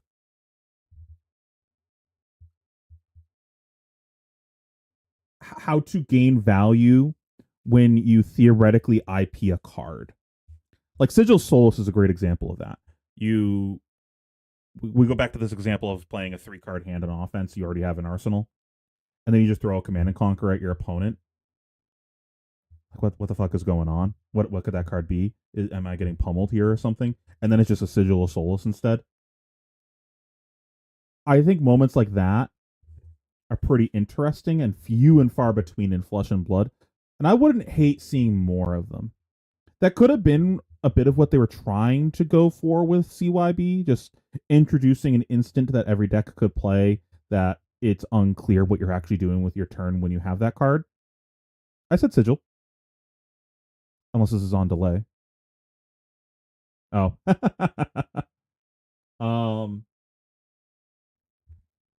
Attack reactions are kind of that, but not every deck like realistically has access to attack reactions. Like, a lot of the generic ones are a fucking meme. So I think that could be an interesting space for them to explore a little bit more. It is pretty difficult. It seems like it's pretty difficult for them to actually balance that in a way that people are happy about, though. It's either just not good enough, so people just don't play it, or we end up with Assassin, which I think is another issue. I think Assassin... I think we're in the middle of a bit of an identity crisis with a couple classes. Assassin just does Ninja, Guardian, and Warrior better than the classes that are supposed to do what those things do. It just does everything those classes do, but better. I think that's a bit of a failing on Assassin. Like, it just should not be doing what they do better. There's just no caveat. There's no drawback. It just does literally the same thing, but better. Oh, your deck's all about 3 blocks and on hits? Cool. My on hits are better and only need to leak 1 damage. Oh, you're all about attack reactions and playing a guessing game with your opponent of there's no correct answer? I do that better because I can sidestep easier. You only have 3 twinning blades. I have infinite ways to sidestep. Oh, your deck is all about go wide, go again, and value on hits. All my stuff has go again because Slippy. It's I don't know. It's tough though because it's kind of you can't really put that back in the box anymore. Yeah, right. Just dagger, pump, pump, pump, pump, pump. Shake my hand. You can't really put that in the box anymore because it's not really something that's tied to a hero. They just keep printing Majestics, and eventually it was good enough that like the Majestics are kind of carrying it. Obviously, Slippy is the hero power just go again is pretty good, and Mario's got a lot of good things going for him. But we might be at the point that if literally both of those heroes rotated, that OG Arachne could see play. Like, he'll never see play because the other two exist. But if they rotated, the Assassin card pool might be strong enough that he could see play. And then we're back in the same spot of, well, what do these other 3 classes do better? You know what I mean? At least Ninja kind of has the thing of like combo and everything, and like I can have these nutty aggro turns that just go bananas, but I don't know. Anyways. While every game will have some interaction, players obviously have a counterspell, when in reality, they have nothing. This might stall your opponent for a turn, but it is also a non-optimal play, and it might backfire if they see through your bluff. Donkey Space also tends to thrive when players have a lot of direct player interaction. While every game will have some interaction with other players, the more direct the interaction is, the more players will be able to counter and take advantage of their opponent's weaknesses. If you cannot block or slow your opponent's progress, then only the most optimized strategy can win. This interaction can come in many forms and many degrees. These are just some of the things that can help a game better utilize Donkey Space. Though how well a game utilizes Donkey Space is hard to quantify, and it can be a bit subjective whether or not a game does or does not have much Donkey Space. While an exact value... And there's also the fact of how much do you even want the game to utilize Donkey Space? Because I do think it hits an inflection point of it actually being a negative to the experience. Too much randomness isn't actually good for the game. Not that all randomness is Donkey Space. Just I'm just trying to illustrate a point here. Like, too many different strategies make it hard to target a metagame, and then it just turns into gem roulette. There's a lot of knobs that you can turn with this. And I'm just saying I think there's a point of, like, okay, maybe we turn that knob too much. Value cannot be determined. Every major competitive game at the moment uses Donkey Space in some way. I hope this concept is useful when trying to understand competitive or multiplayer games. And hopefully, this discussion will be a springboard for future videos discussing the nature of multiplayer games and their design. Until next time, this has been Chariot Rider. Have a good day. Alright, before someone else takes my name, I gotta do that on Talishar. Log out. Log in. Sign up.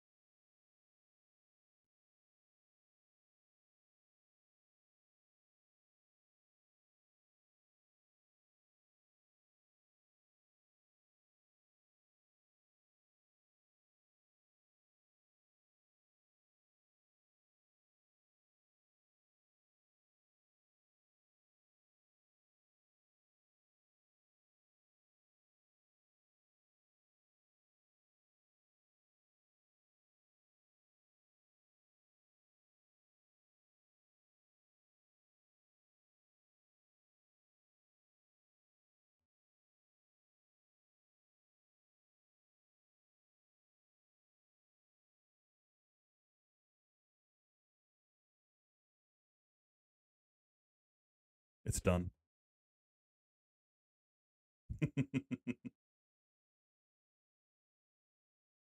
Gotta secure the username. Warrior's advantage is that they're able to do it off of mostly any hand. It was clunky, but Assassin's kind of caught up with being clunky every time. Yeah, it's the Runeblade thing of you need attacks and non-attacks, except for its attacks and reactions. But then just, I don't know, we just make all the attacks busted, and then make a bunch of overrate attack reactions, and then you just play like just enough, because you can just play attacks and it's fine. Like that's the problem with Slippy. Like you don't need to actually have a proper ratio. You just play mostly attacks, and then that kind of fixed its own problem, and you're fine blocking.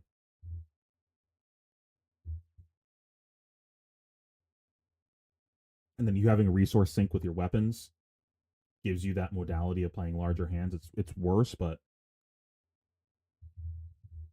Warrior instead has the problem of it needs to find like action points usually, which is just a different but similar problem. It's not find attack and non-attack. It's I need a way to get my Dawn Blade go again, otherwise this shit don't matter. It's just damage.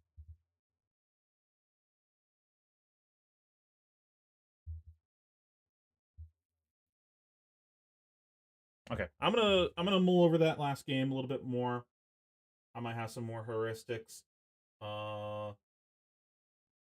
think that's pretty much it for stream. Thank you so much for watching, everyone. If you enjoyed the content, make sure you subscribe. Check out the Patreon. Help support the channel.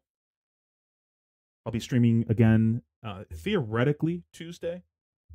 I'm still waiting to hear back if they want me on the podcast this week, and if not, I'm going to stream. That's just going to be probably the plan moving forward. Stream Tuesday unless on pod. So if you don't see me on Tuesdays, you'll see me on the pod. We're doing some more gravy games. The plan is to do gravy games for pretty much the rest of the week, except for there's like one day I want to do some just like kind of hang out and watch some content type of things.